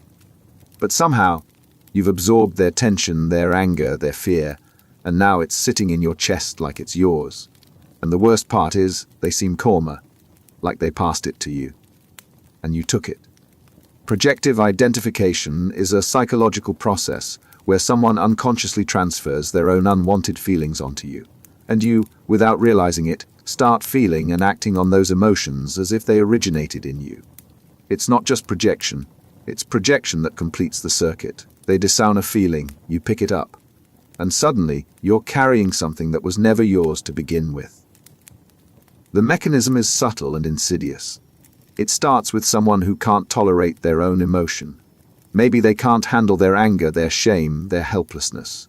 So instead of processing it, they externalize it through their behavior, their tone, their energy. And if you're empathetic, if you're tuned in, if you're used to managing other people's emotions, you absorb it. You start feeling what they can't feel. And they feel relief, because the feeling is no longer inside them. It's inside you. You see it in relationships where one person is always calm and the other is always anxious, but the anxiety isn't naturally theirs. It's the calm person's disowned fear, passed along and lived out by the partner. In families where a child becomes the emotional container for a parent's unprocessed rage or sadness. At work where a manager's stress somehow always ends up sitting in your nervous system while they seem unbothered. The trap works because it feels like empathy. You think you're just sensing their feelings, being supportive, staying attuned. But empathy is understanding someone's emotions. Projective identification is becoming the host for emotions they refuse to own. And the more you take on, the more they unconsciously rely on you to carry what they can't. The damage shows up in exhaustion. You're constantly feeling things that don't make sense. You walk away from interactions drained, anxious, angry, sad. And you can't pinpoint why. Because the emotions aren't responses to your life. They're responses to someone else's inner world that they've made yours to manage. Breaking free requires recognizing when a feeling doesn't fit. When you suddenly feel something intense that doesn't match your own thoughts or circumstances, pause. Ask where it came from. Not as paranoia, as discernment. Projective identification can't complete the circuit if you don't accept the delivery. And the moment you start handing back what isn't yours, you finally get to reclaim the emotional space that should have been yours all along. Idealization. In the beginning, they can do no wrong.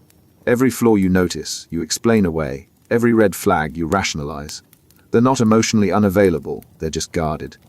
They're not unreliable, they're just busy. They're not dismissive, they're just independent. You build a version of them in your head that's better, kinder, more capable than the person actually standing in front of you. And you fall in love with that version, not the real one. Idealization is the process of seeing someone as flawless, attributing to them qualities they don't possess, and ignoring or minimizing the qualities they do have that contradict the perfect image. It's not appreciation, it's distortion. You're not seeing them clearly. You're seeing them through a filter that removes anything that doesn't fit the story you want to believe. The drive to idealize often starts with need. You want this to work. You want them to be the one. So your brain cooperates. It highlights the good, downplays the bad, and fills in gaps with assumptions that make the picture prettier. You're not lying to yourself on purpose. You're just selectively editing reality to match your hopes. The trap is that idealization feels like love.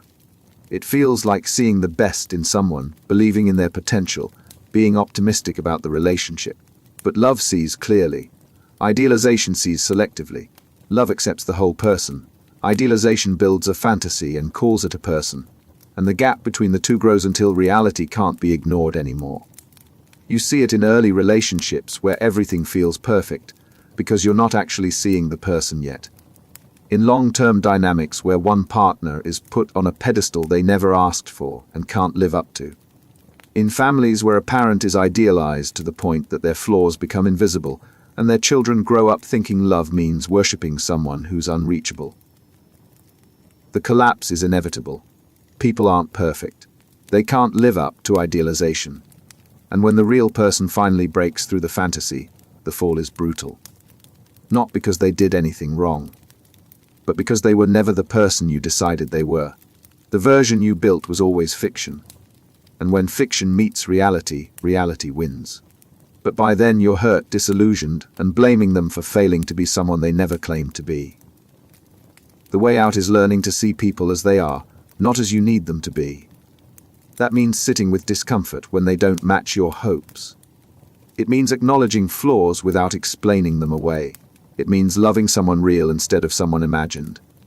Idealization isn't generosity. It's a defense against disappointment. And the moment you stop building people into gods, you finally get to love them as humans.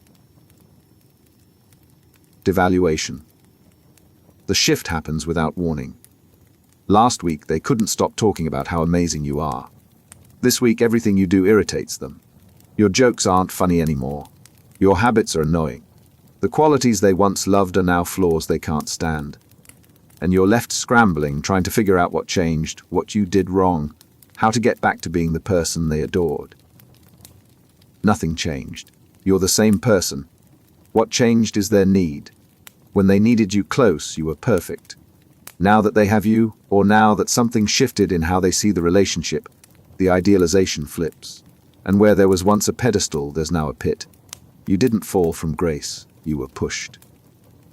Devaluation is the process of suddenly seeing someone as fundamentally flawed, worthless, or inferior after previously idealizing them. It's not a gradual shift in perspective, it's a switch. And the person being devalued is left whiplashed, trying to understand how they went from everything to nothing without anything actually changing about who they are. The mechanism often works in tandem with idealization. Some people can't hold complexity. They can't see someone as both good and flawed, lovable and imperfect. So they split the world into all good or all bad. And when the inevitable imperfection surfaces, when you fail to live up to the impossible standard they set, the whole image collapses. You're not just imperfect, you're worthless. Because in their mind, there's no middle ground. It shows up in relationships where the honeymoon phase ends and suddenly you're criticized for everything. In friendships where one mistake turns you from a valued friend into someone they can't stand. At work where a single failure erases all your previous contributions. The devaluation isn't proportional to what happened. It's total. Because it was never really about you. It was about their inability to hold a nuanced view of another person. The damage is in the confusion. You internalize the criticism. You believe you must have done something terrible to deserve this shift. You try to fix yourself, to become the person they saw before, but you can't. Because the problem isn't you. It's their pattern. And no amount of changing yourself will stabilize someone who can only see in extremes. The way out is recognizing that their evaluation of you was never accurate. Not the idealization, not the devaluation.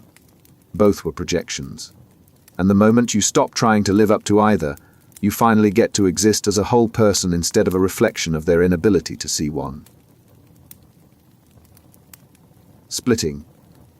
They're perfect, flawless. The best thing that ever happened to you. Until they're not. Until they make one mistake, say one wrong thing, show one flaw. And suddenly, they're the worst. Everything they do is wrong. Every memory you had of them gets rewritten. The good disappears. The bad is all you can see, and the middle ground, the place where most people actually live, doesn't exist. Splitting is the cognitive distortion where you see people, situations, or even yourself in extremes. All good or all bad, perfect or terrible. With you or against you. There's no grey area, no complexity, no room for someone to be flawed and still valuable, to make a mistake and still be trustworthy, to disappoint you and still be worth keeping. The pattern usually develops as a defense mechanism. Complexity is uncomfortable. Holding contradictory truths about someone, that they can be kind and selfish, loving and hurtful, reliable and inconsistent, requires emotional flexibility. Splitting removes that discomfort. It simplifies. If someone is all bad, you don't have to wrestle with whether to stay. If they're all good, you don't have to acknowledge the red flags. The world becomes easier to navigate when everything is black or white.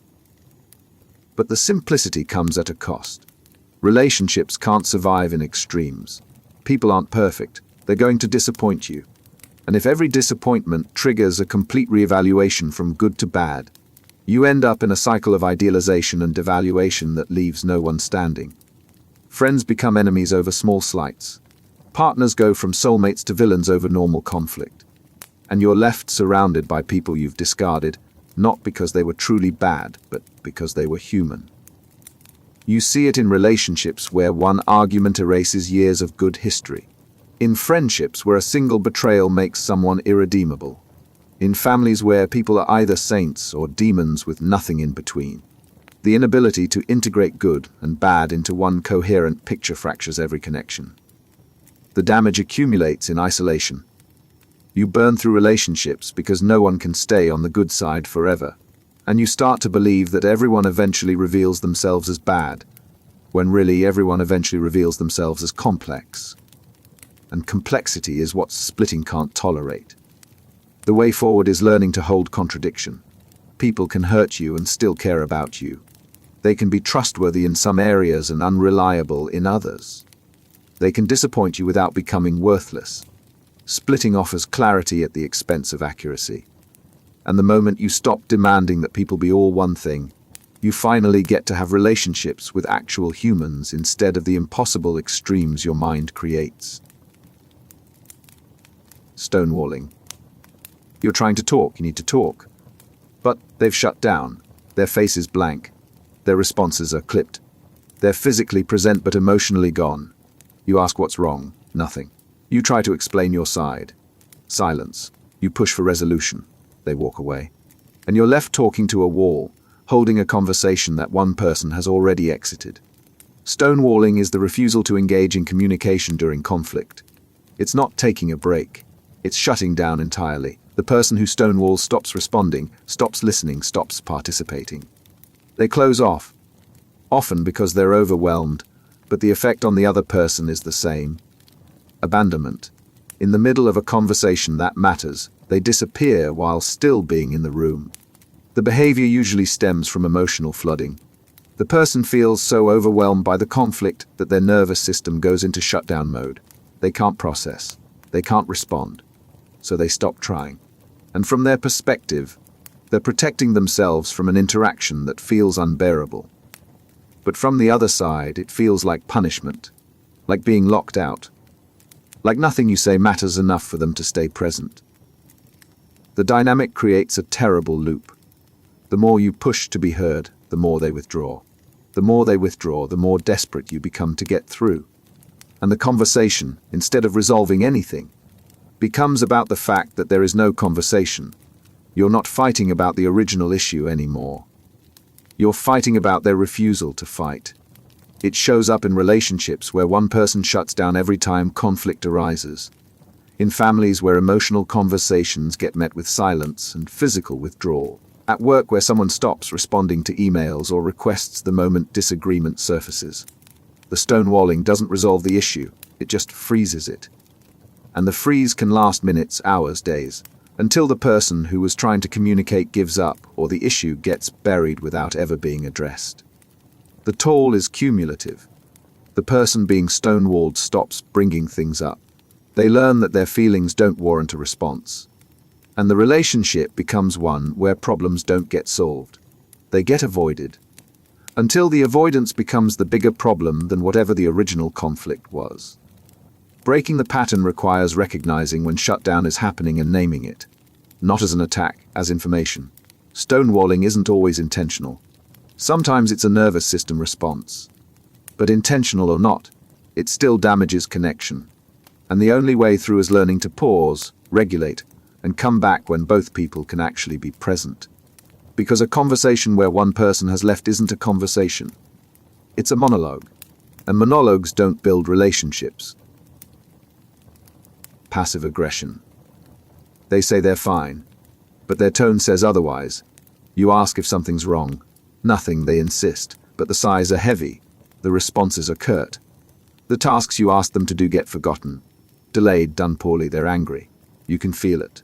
But they won't say it, and because they won't say it, you can't address it. You're stuck fighting a ghost, trying to fix a problem they claim doesn't exist. Passive aggression is the indirect expression of hostility. Instead of saying they're upset, they show it through subtle sabotage, withdrawal, or resistance. They agree to do something, then don't do it. They make cutting remarks disguised as jokes. They comply on the surface while undermining underneath. And if you call them on it, they deny everything. You're imagining it. You're too sensitive. They were just kidding. The behavior works as a pressure release for people who can't or won't express anger directly. Maybe they learned that direct conflict is dangerous.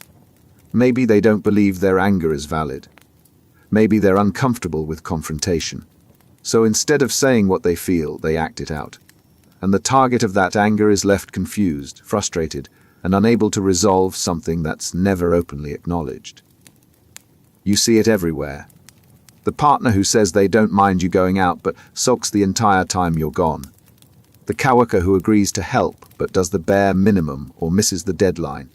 The friend who makes snide comments wrapped in humor, then accuses you of overreacting when you're hurt. The family member who withholds affection as punishment but insists nothing's wrong. The aggression is real. The passiveness makes it impossible to address. The trap is in the plausible deniability. You can't confront someone about something they're denying. You end up looking like the problem. Like you're picking fights over nothing. Like you're reading too much into things. And the passive-aggressive person gets to stay blameless while their hostility continues to leak out in ways that hurt without ever being nameable. The damage builds slowly. You start second-guessing yourself. Maybe you are imagining it. Maybe you are too sensitive. And the more you doubt yourself, the more power the passive aggression has. Because it's not just hurting you.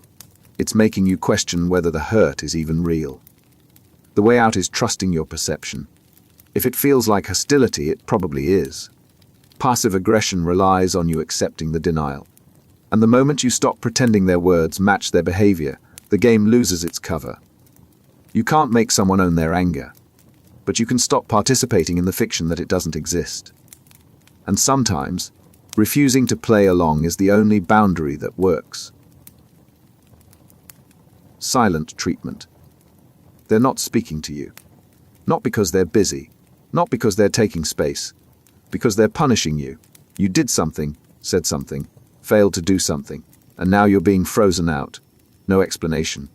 No conversation, just silence. And the silence is louder than anything they could say. Because the message is clear. You're not worth talking to.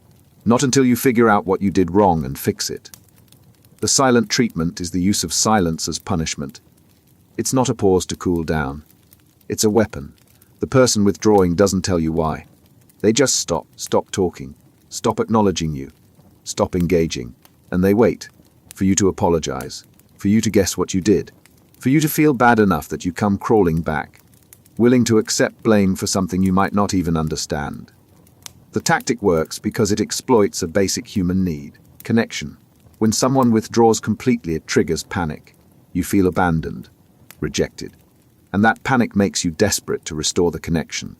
So you start bargaining, apologizing for things you didn't do, accepting responsibility for their feelings, doing whatever it takes to end the silence. And that's exactly what they wanted. Submission without having to communicate what was wrong. The behavior shows up in relationships where conflict always ends in one person disappearing for hours or days. In families where a parent withholds affection to control a child's behavior. In friendships where someone goes cold the moment they're upset, forcing you to chase them and beg for forgiveness. The pattern is always the same. Silence as control, withdrawal as punishment. The trap is in the power imbalance. The person giving the silent treatment holds all the cards. They decide when the silence ends. They decide if your apology is enough. They get to withhold connection until you've suffered appropriately. And you're left powerless, trying to fix a situation you don't fully understand because the other person won't talk to you. The damage is in what it teaches you. That your voice doesn't matter, that conflict means abandonment. That love is conditional on perfect behavior, and that if you upset someone, even accidentally, you deserve to be punished with isolation until you've proven you've learned your lesson. Breaking free means refusing to chase. The silent treatment only works if you accept the premise that you're being punished for something you need to fix. But healthy relationships don't use silence as a weapon. They use words. And if someone can't communicate what's wrong, that's their problem, not yours. The moment you stop begging for someone to talk to you, the silent treatment loses its power. Because punishment only works on people who believe they deserve it. Emotional invalidation. You tell them how you feel. You're hurt. You're upset. You need to be heard. And instead of listening, they dismiss it. You're overreacting. You're too sensitive. You're making a big deal out of nothing. What you feel isn't wrong, but the way they respond makes you question whether you have the right to feel it at all. And slowly you stop sharing. Because what's the point if your feelings are always going to be wrong? Emotional invalidation is the act of dismissing, minimizing, or rejecting someone's emotional experience. It's not just disagreeing with their perspective. It's telling them their feelings themselves are invalid, that they shouldn't feel what they feel, that their emotional response is incorrect, exaggerated, or unwarranted. And over time, that message doesn't just affect the relationship. It affects how the person sees their own emotions. The tactic often comes from discomfort. The other person doesn't know how to handle your feelings, so they try to make them go away. By minimizing them. By reframing them as your problem. By insisting that if you just saw things their way, you wouldn't feel this way. It's easier for them if you stop feeling, so they tell you to. And if you're not careful, you start believing them. You see it in relationships where one person's feelings are always treated as the problem. Where being upset is labeled as dramatic. Where expressing hurt is met with defensiveness instead of empathy. In families where children are told to stop crying, to toughen up, to get over it. At work where concerns are brushed aside as complaining. The pattern is the same. Your feelings are inconvenient, so they're reframed as invalid. The damage runs deeper than hurt feelings. Emotional invalidation teaches you to distrust yourself. If the people around you keep telling you that your emotional responses are wrong, you start wondering if they are. You second-guess your reactions. You suppress your feelings. You stop bringing things up because you've learned that sharing them just leads to being told you're wrong for having them in the first place. And the relationship becomes one-sided. Their feelings matter. Yours are up for debate. Their emotional experience is real, yours is negotiable, and you shrink, you become smaller, quieter, less present. Because being heard isn't worth the cost of being told you're too much, too sensitive, too too emotional, too anything that makes your feelings inconvenient for someone who doesn't want to deal with them. The way out is reclaiming your right to feel. Emotions aren't up for debate. They're information. And while feelings aren't always accurate reflections of reality, they're always valid experiences. You don't need permission to feel hurt, angry, sad, or scared. And if someone consistently tells you that your emotions are wrong, they're not protecting you from overreacting. They're protecting themselves from accountability. The moment you stop seeking validation from people who refuse to give it, you finally get to trust yourself again.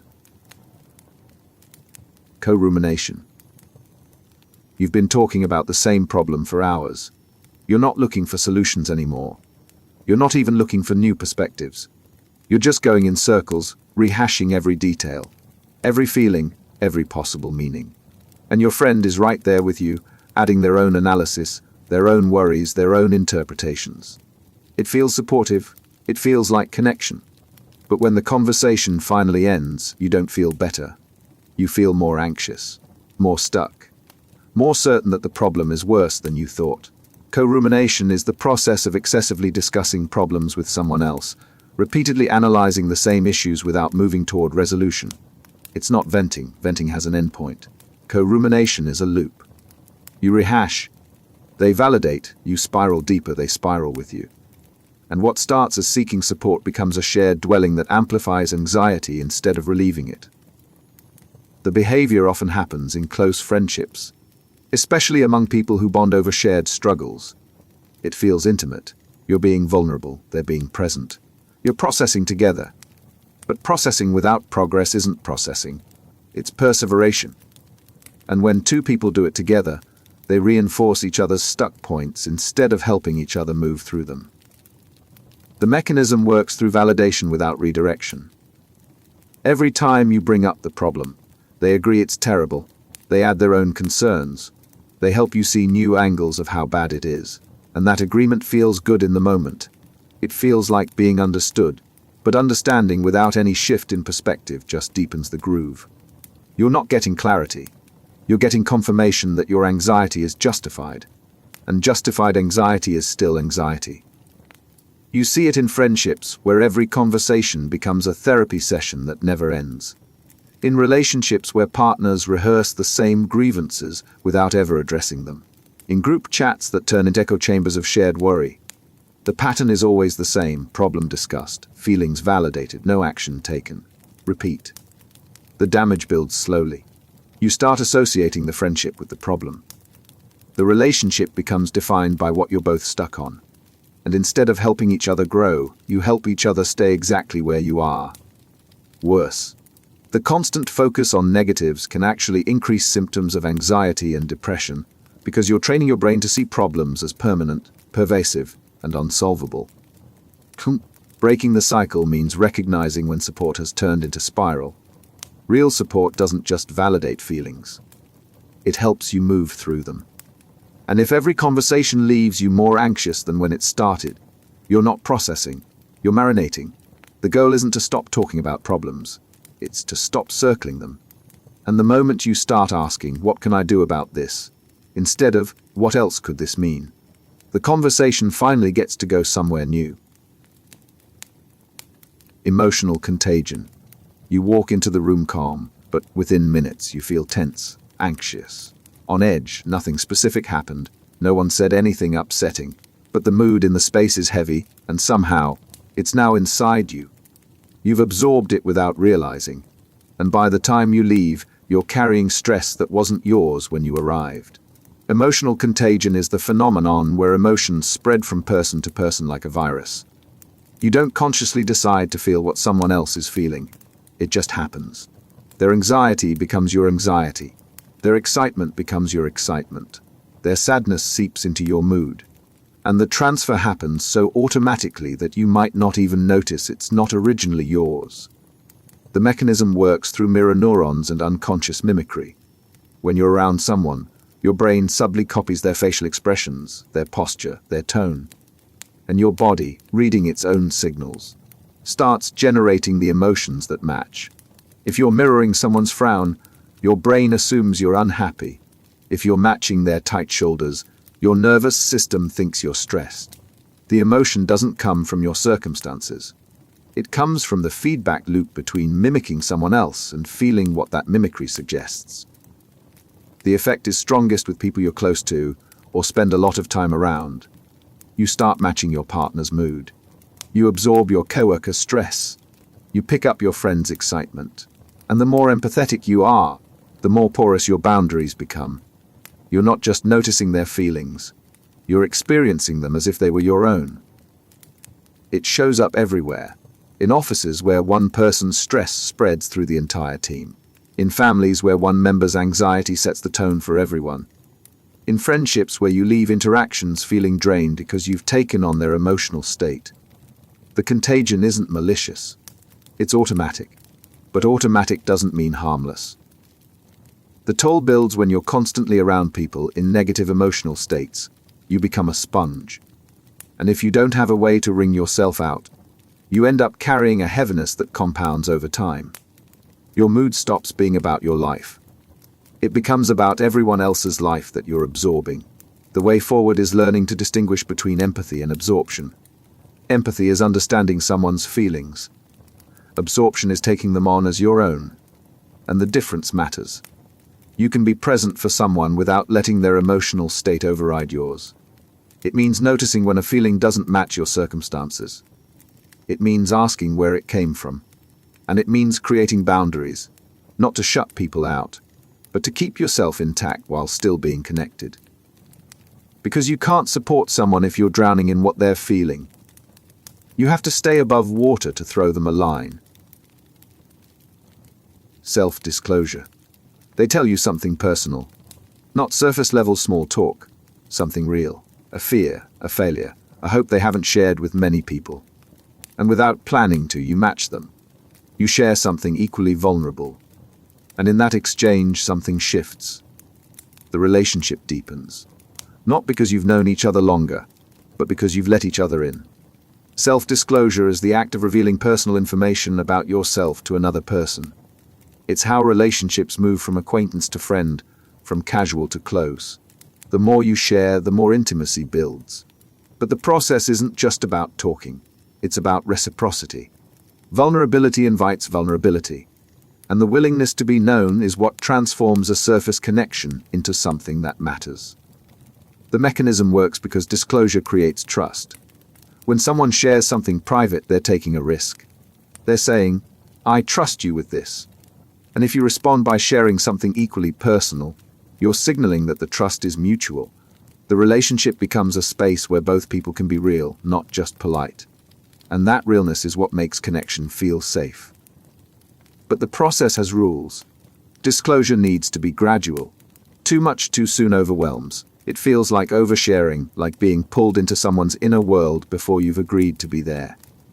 And if one person discloses but the other doesn't reciprocate, the balance tips. The person who shared feels exposed. The person who didn't feels like they're holding something back. And the asymmetry creates distance instead of closeness. You see it in friendships that deepen quickly because both people are willing to be vulnerable at the same pace. In romantic relationships where emotional intimacy builds through layers of gradual revealing. In work relationships that stay surface level because no one ever ventures past safe topics. The depth of the relationship mirrors the depth of what's been shared. The trap is in mistaking disclosure for closeness. Sharing doesn't guarantee connection. It creates the opportunity for it. But if the other person doesn't handle your vulnerability with care, if they dismiss it, judge it, or use it against you later, the disclosure backfires.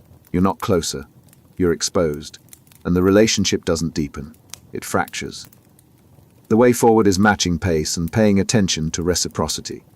Real intimacy doesn't come from one person spilling everything while the other person stays guarded. It comes from both people gradually lowering their walls at the same time. And the test of whether someone is safe to disclose to isn't just whether they listen. It's whether they share back. Because vulnerability without reciprocity isn't intimacy. It's performance. And performance doesn't build relationships. Mutual risk does.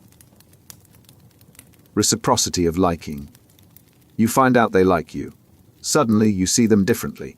They're more interesting, more attractive, more worth your time. Nothing about them changed. But the knowledge that they're interested shifts how you feel.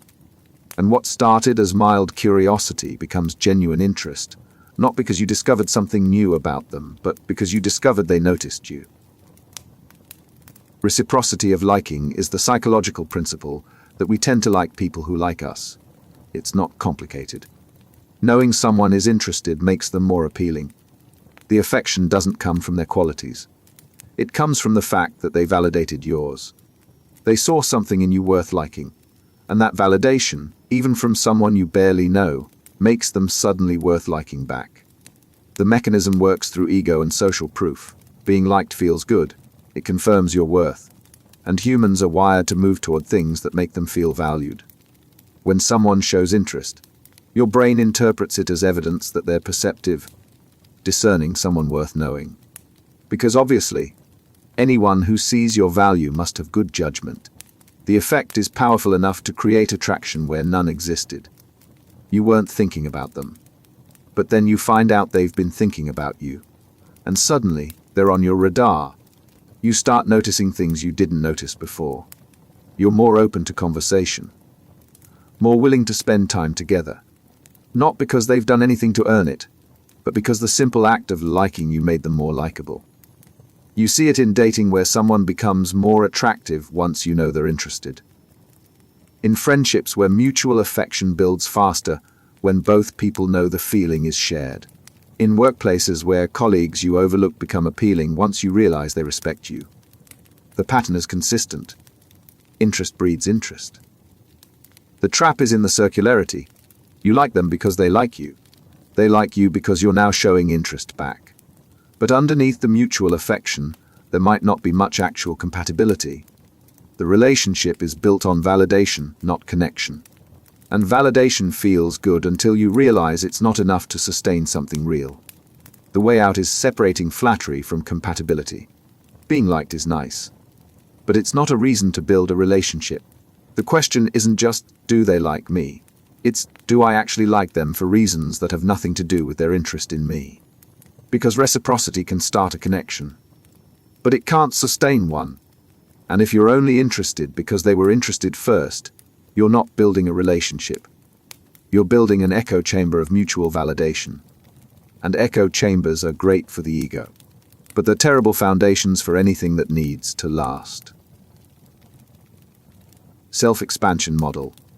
With them, you feel bigger, more capable, more interesting. They introduce you to new ideas, new experiences, new parts of yourself you didn't know existed. When you're together, the world feels wider. And when you're apart, you carry that expansion with you. You're not the same person you were before you met them. You're more. And that growth feels like love. But is it? Or are you just confusing the thrill of becoming someone new with the bond to the person who helped you get there? The self-expansion model suggests that one of the core drives in relationships is the desire to expand your sense of self. You're drawn to people who offer you access to new identities, experiences, resources, perspectives. They make you feel like you're growing, and that growth is intoxicating. It's why new relationships feel so electric. You're not just getting to know someone else. You're getting to know a new version of yourself. The mechanism works because humans are motivated by growth. Stagnation feels like death. And when someone enters your life and suddenly you're trying new things, thinking new thoughts, exploring new sides of yourself, your brain releases reward chemicals. It feels good. It feels like progress. And you associate that feeling with the person who catalyzed it. They become the source of your expansion, and losing them feels like losing the new self they helped you access. The pattern shows up in relationships that start with intense passion. You dive into their hobbies. You adopt their interests. You explore their world. And in doing so, you become someone more complex than you were before. It's not fake. The growth is real. But the question is whether you're attracted to the person or to the expansion they provide. And that distinction matters. You see it in relationships where the excitement fades once the novelty wears off. Once you've absorbed what they had to offer, once the expansion plateaus, the relationship loses its charge. Not because they changed, but because the growth stopped. And without growth, what's left? In the best cases, genuine connection. In the worst cases, nothing but the memory of who you used to be when they made you feel like you were becoming someone better. The trap is in dependency. If your sense of self-expansion is entirely tied to one person, losing them feels like losing yourself. You're not just mourning the relationship. You're mourning the version of you that only existed because of them. And that makes walking away feel impossible, even when the relationship itself is no longer working. The way out is learning to own your expansion. The growth you experienced isn't theirs to take back. You became someone new, and that person is yours now. They may have opened the door, but you're the one who walked through it. And once you realize that the expansion doesn't require them to stay expanded, you finally get to separate the relationship from the growth. You can appreciate what they gave you without needing them to keep giving it. Because the best relationships don't just expand you. They teach you how to keep expanding on your own. Social penetration theory. The first, conversation is safe. Small talk, surface facts, what you do, where you're from, nothing too personal, and that's normal. You don't open up to strangers. But over time, if the connection holds, the layers start peeling back. You share a little more, they share a little more. The topics get deeper. The vulnerability increases, and slowly the relationship moves from shallow to substantial. One disclosure at a time. Social penetration theory describes how relationships develop through gradual self-disclosure that moves from surface-level information to increasingly personal and private layers. It's not a sudden leap into intimacy. It's a slow progression. You test the waters. They respond. If the response feels safe, you go deeper. And if both people keep matching that depth, the relationship penetrates further into territory that matters. The process works in stages. Early interactions stay in the outer layers. Safe topics, public information, things you'd tell anyone. But as trust builds, you venture into the middle layers, opinions, preferences, stories that reveal more about who you are. And if those are met with acceptance, you eventually reach the core, fears, insecurities. The parts of yourself you guard most carefully. Not everyone gets there. Most relationships stay in the outer or middle layers.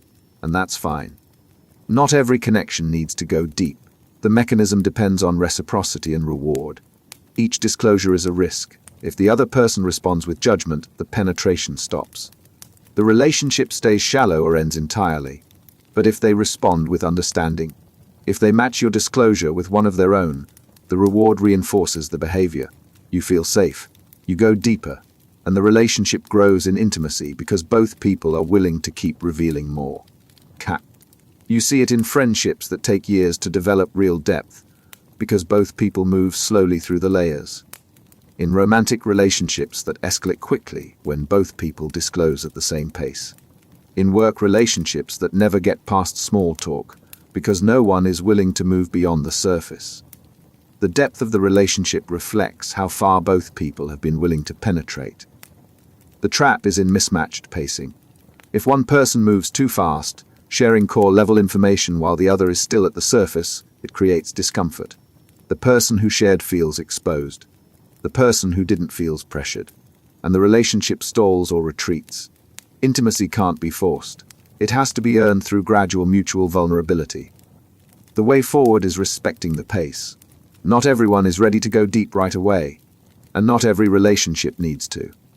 But if you want real closeness, it requires both people to keep peeling back layers at a speed that feels safe for both. Social penetration isn't about how fast you get to the core. It's about whether both people are willing to make the journey together. And the relationships that last are the ones where neither person is rushing or holding back. They're just moving together, one layer at a time. Uncertainty reduction theory. The questions start immediately. Where are you from? What do you do? What do you like? The conversation feels like an interview, but you're doing it too. You're both gathering information, filling in blanks, trying to figure out who this person is. Because not knowing feels uncomfortable. And the discomfort won't settle until you have enough data to predict how this interaction is going to go. Uncertainty creates anxiety. When you meet someone new, you don't know their intentions, their personality, their reliability. You don't know if they'll hurt you, help you, ignore you, or pursue you. And your brain doesn't like operating in that fog. So it does what it's designed to do. It seeks information. It asks questions. It watches behavior. It reduces uncertainty until the person becomes predictable enough to feel safe. This drive to reduce uncertainty shapes the entire early stage of relationships. You don't just want to know facts about them. You want to know patterns, how they respond under stress, whether they follow through, if their words match their actions. And every interaction is data, every text, every plan, every conversation. You're building a model of who they are so you can anticipate what comes next. The process happens in stages. First, you gather basic demographic information, safe topics, public facts. Then, if the interaction continues, you start probing attitudes and beliefs. You test compatibility. You check for red flags. And if those checks pass, you move into deeper disclosure where you share vulnerabilities and see if they're handled with care. Each stage reduces a layer of uncertainty, and each successful reduction builds trust. But the theory has a shadow side. The need to reduce uncertainty can push you to move too fast. You ask invasive questions. You read into every detail. You demand clarity before the relationship has earned it. And if the other person feels interrogated instead of known, they pull back. The irony is brutal. The behavior designed to reduce uncertainty creates it. Because people don't like being analyzed. They like being experienced. You see it in early dating where one person needs to know exactly where things are going before the second date. In friendships where someone overshares too quickly, trying to fast-track intimacy by eliminating all mystery. At work where new hires are evaluated harshly because colleagues are uncomfortable with the unknown. The drive to reduce uncertainty is natural, but forcing it breaks what could have developed naturally. The way forward is balancing curiosity with patience. Uncertainty is uncomfortable, but it's also part of getting to know someone. You can't skip the process. You can't demand predictability from someone you just met. Real trust doesn't come from interrogation. It comes from watching someone show you who they are over time. And the moment you stop treating uncertainty like a problem to solve, start treating it like information that reveals itself, gradually relationships finally get the space to develop at a pace that actually builds something real. Passionate love. It hits like a storm. You can't sleep. You can't eat. You can't think about anything but them. Every song is about them. Every moment apart feels unbearable. When you're together, the world disappears. It's intoxicating, overwhelming, all-consuming. You've never felt anything this intense. And you're certain this is what love is supposed to feel like. Passionate love is the early stage intensity characterized by obsessive thoughts, physical longing, and emotional highs that feel bigger than anything you've experienced before. It's the fire, the rush, the feeling that this person is the only person, and your entire nervous system is flooded with chemicals, dopamine and norepinephrine, that make you feel like you're on a drug. Because you are. The drug is them. And the high is real. But passionate love isn't stable. It's designed to bond you quickly, to override rational thought, to make you prioritize this person above everything else. From an evolutionary standpoint, it's the mechanism that kept early humans together long enough to reproduce and protect offspring. It's urgent, it's irrational, and it's temporary. The intensity that feels eternal rarely lasts beyond the first year or two. The brain can't maintain that level of activation indefinitely. The experience is exhilarating, but it's also blinding. When you're in passionate love, red flags don't register. Incompatibilities get overlooked. You're running on feeling, not logic. And the relationship exists in a kind of fever dream where everything seems perfect because your brain is chemically rewiring itself to see this person as flawless. You're not seeing them clearly. You're seeing them through the haze of neurochemical intoxication. You see it in relationships that start with explosive intensity and burn out just as fast. In couples who can't keep their hands off each other for 6 months, and then wonder why the fire died. In people who confuse the high of passionate love with the depth of real love, and leave relationships the moment the intensity fades, chasing that feeling with someone new. The trap is believing passionate love is the goal. It's not, it's the starting point. And if that's all the relationship has, it collapses the moment the chemistry stabilizes. Because once the obsession fades, once you can think clearly again, you're left with the actual person. And if there's no compatibility underneath the passion, if there's no friendship, no shared values, no real connection beyond the high, there's nothing left to build on. The shift from passionate love to something deeper isn't a loss, it's a transition. The intensity fades, but if the relationship is real, it's replaced by something steadier. Something that doesn't make your heart race but makes you feel safe. Something that doesn't consume you but sustains you. Passionate love is the spark, but it's not the fire. And the moment you stop chasing the high and start building the foundation, you finally get to discover what love looks like when it's not a drug. It's a choice. Companionate love. The butterflies are gone. You don't obsess over their texts anymore. You're not counting down the hours until you see them. But when you do see them, it feels like coming home. Easy, comfortable, safe. You don't need to perform. You don't need to impress. You just exist together. And that existence, quiet as it is, feels more solid than anything you've felt before. Companionate love is the deep affection and attachment that develops after the initial passion fades. It's not about fireworks, it's about stability. It's the love built on friendship, trust, shared history, and the comfort of knowing someone completely. It doesn't spike your adrenaline, but it doesn't exhaust you either. It's the foundation that holds when everything else falls apart. The shift from passionate to companionate love often feels like a loss. You remember the intensity, the excitement, the way everything felt new and electric. And now things feel calm, predictable.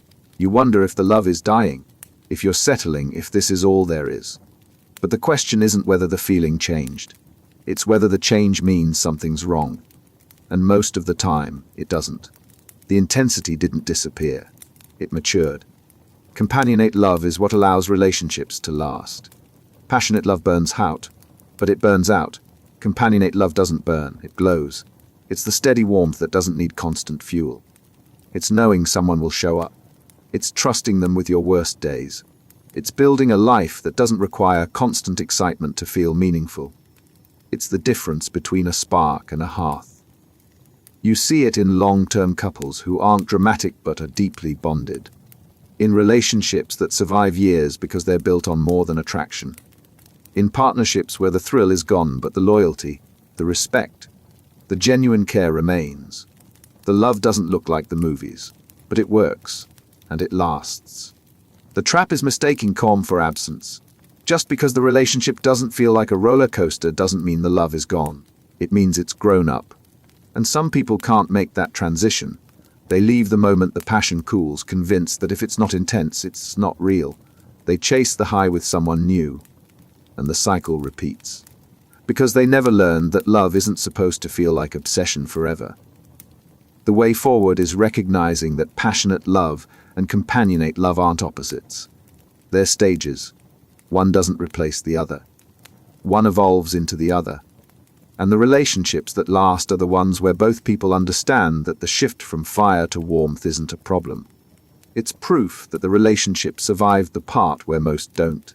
The passion got you in, the companionship keeps you there. And if you're lucky, sometimes the passion flickers back. But even when it doesn't, the love is still real. It's just stopped screaming and started building. Triangular theory of love. You have the passion. The chemistry is undeniable. But when you try to talk about the future, they shut down. Or maybe you have the commitment. You're building a life together. But the spark is gone, and you're starting to feel more like roommates than lovers. Or maybe you have the intimacy. You're closer to them than anyone. But there's no fire, no promise of forever. Just deep friendship that never quite became more. According to the triangular theory of love, complete love requires 3 components. Intimacy, the closeness and emotional connection. Passion, the physical attraction and romantic spark. And commitment, the decision to stay and build something long-term. And relationships falter when one or more of those pieces is missing. You can have passion without intimacy, commitment without passion, intimacy without commitment. But none of those combinations create the kind of love that lasts. The theory maps out what happens when the triangle is incomplete. Passion plus intimacy without commitment is romantic love. Intense, connected, but unstable because there's no agreement to stay when things get hard. Intimacy plus commitment without passion is companionate love. Solid, reliable, but missing the spark that makes it feel romantic. Passion plus commitment without intimacy is fatuous love. You're together, you're attracted, but you don't actually know each other deeply. And any one component alone is even more fragile. Just passion is infatuation. Just intimacy is friendship. Just commitment is empty love, staying together out of obligation with nothing underneath. The challenge is that the three components don't develop at the same rate. Passion often comes first. It's immediate. Intimacy takes time. You have to build trust, share vulnerabilities, let someone see you fully. And commitment comes last. It's the conscious choice to make the relationship permanent. In healthy relationships, all three grow over time until the triangle is balanced. But in many relationships, one or two components dominate while the third lags behind or never develops at all. You see it in relationships that are intensely passionate but lack depth. In marriages that are stable and committed but feel more like partnerships than romance. In deep friendships that never cross into something more because one person won't commit or the passion never ignites. The missing piece creates a gap, and that gap is where dissatisfaction lies. The trap is thinking that one or two components are enough. You convince yourself that passion will eventually bring intimacy. That commitment will reignite passion. That intimacy is all you need even without the spark or the promise. But incomplete triangles don't complete themselves. They just stay incomplete. And the longer you stay, the more you feel the absence of what's missing. The way out is honest evaluation. What do you have? What's missing? And can the missing piece develop? Or are you hoping for something that was never going to grow? Because you can't force passion. You can't manufacture intimacy. And commitment without the other two is just endurance. The triangular theory doesn't tell you what to do. It just shows you what's there and what's not. And once you see the shape clearly, you finally get to decide whether the love you have is the love you want, or whether you're staying in a relationship that will always feel incomplete. Relationship cycling. You break up, it's over. You grieve. You move on. And then somehow you're back together. Maybe they reached out, maybe you did. Maybe you ran into each other and the old feelings resurfaced. It feels different this time. You both learned, you both grew. This time it's going to work. But deep down you know the script. Because you've done this before. And the pattern that broke you the first time is still there, waiting to break you again. Relationship cycling, the pattern of breaking up and getting back together repeatedly, is more common than people admit. The pull to return is powerful. Shared history, familiarity. The belief that the love is real even if the relationship is broken. And every reunion feels like proof that you're meant to be together. Why else would you keep coming back? But the question isn't why you keep coming back. It's why you keep leaving. The cycle works because breaking up doesn't erase the bond. The attachment remains. The love, or what feels like love, is still there. And in the absence, you remember the good parts. You forget why you left. You minimize the problems. And when the loneliness hits, when you miss what you had, getting back together feels like the solution. But you're not solving the problem. You're restarting the loop. The trap is in the illusion of progress. Every reunion feels like a new beginning. You tell yourself things are different now. You've both changed. You've had time apart. You've learned. But unless the core issues were actually addressed, nothing has changed. The same incompatibilities are still there. The same communication breakdowns. The same unmet needs.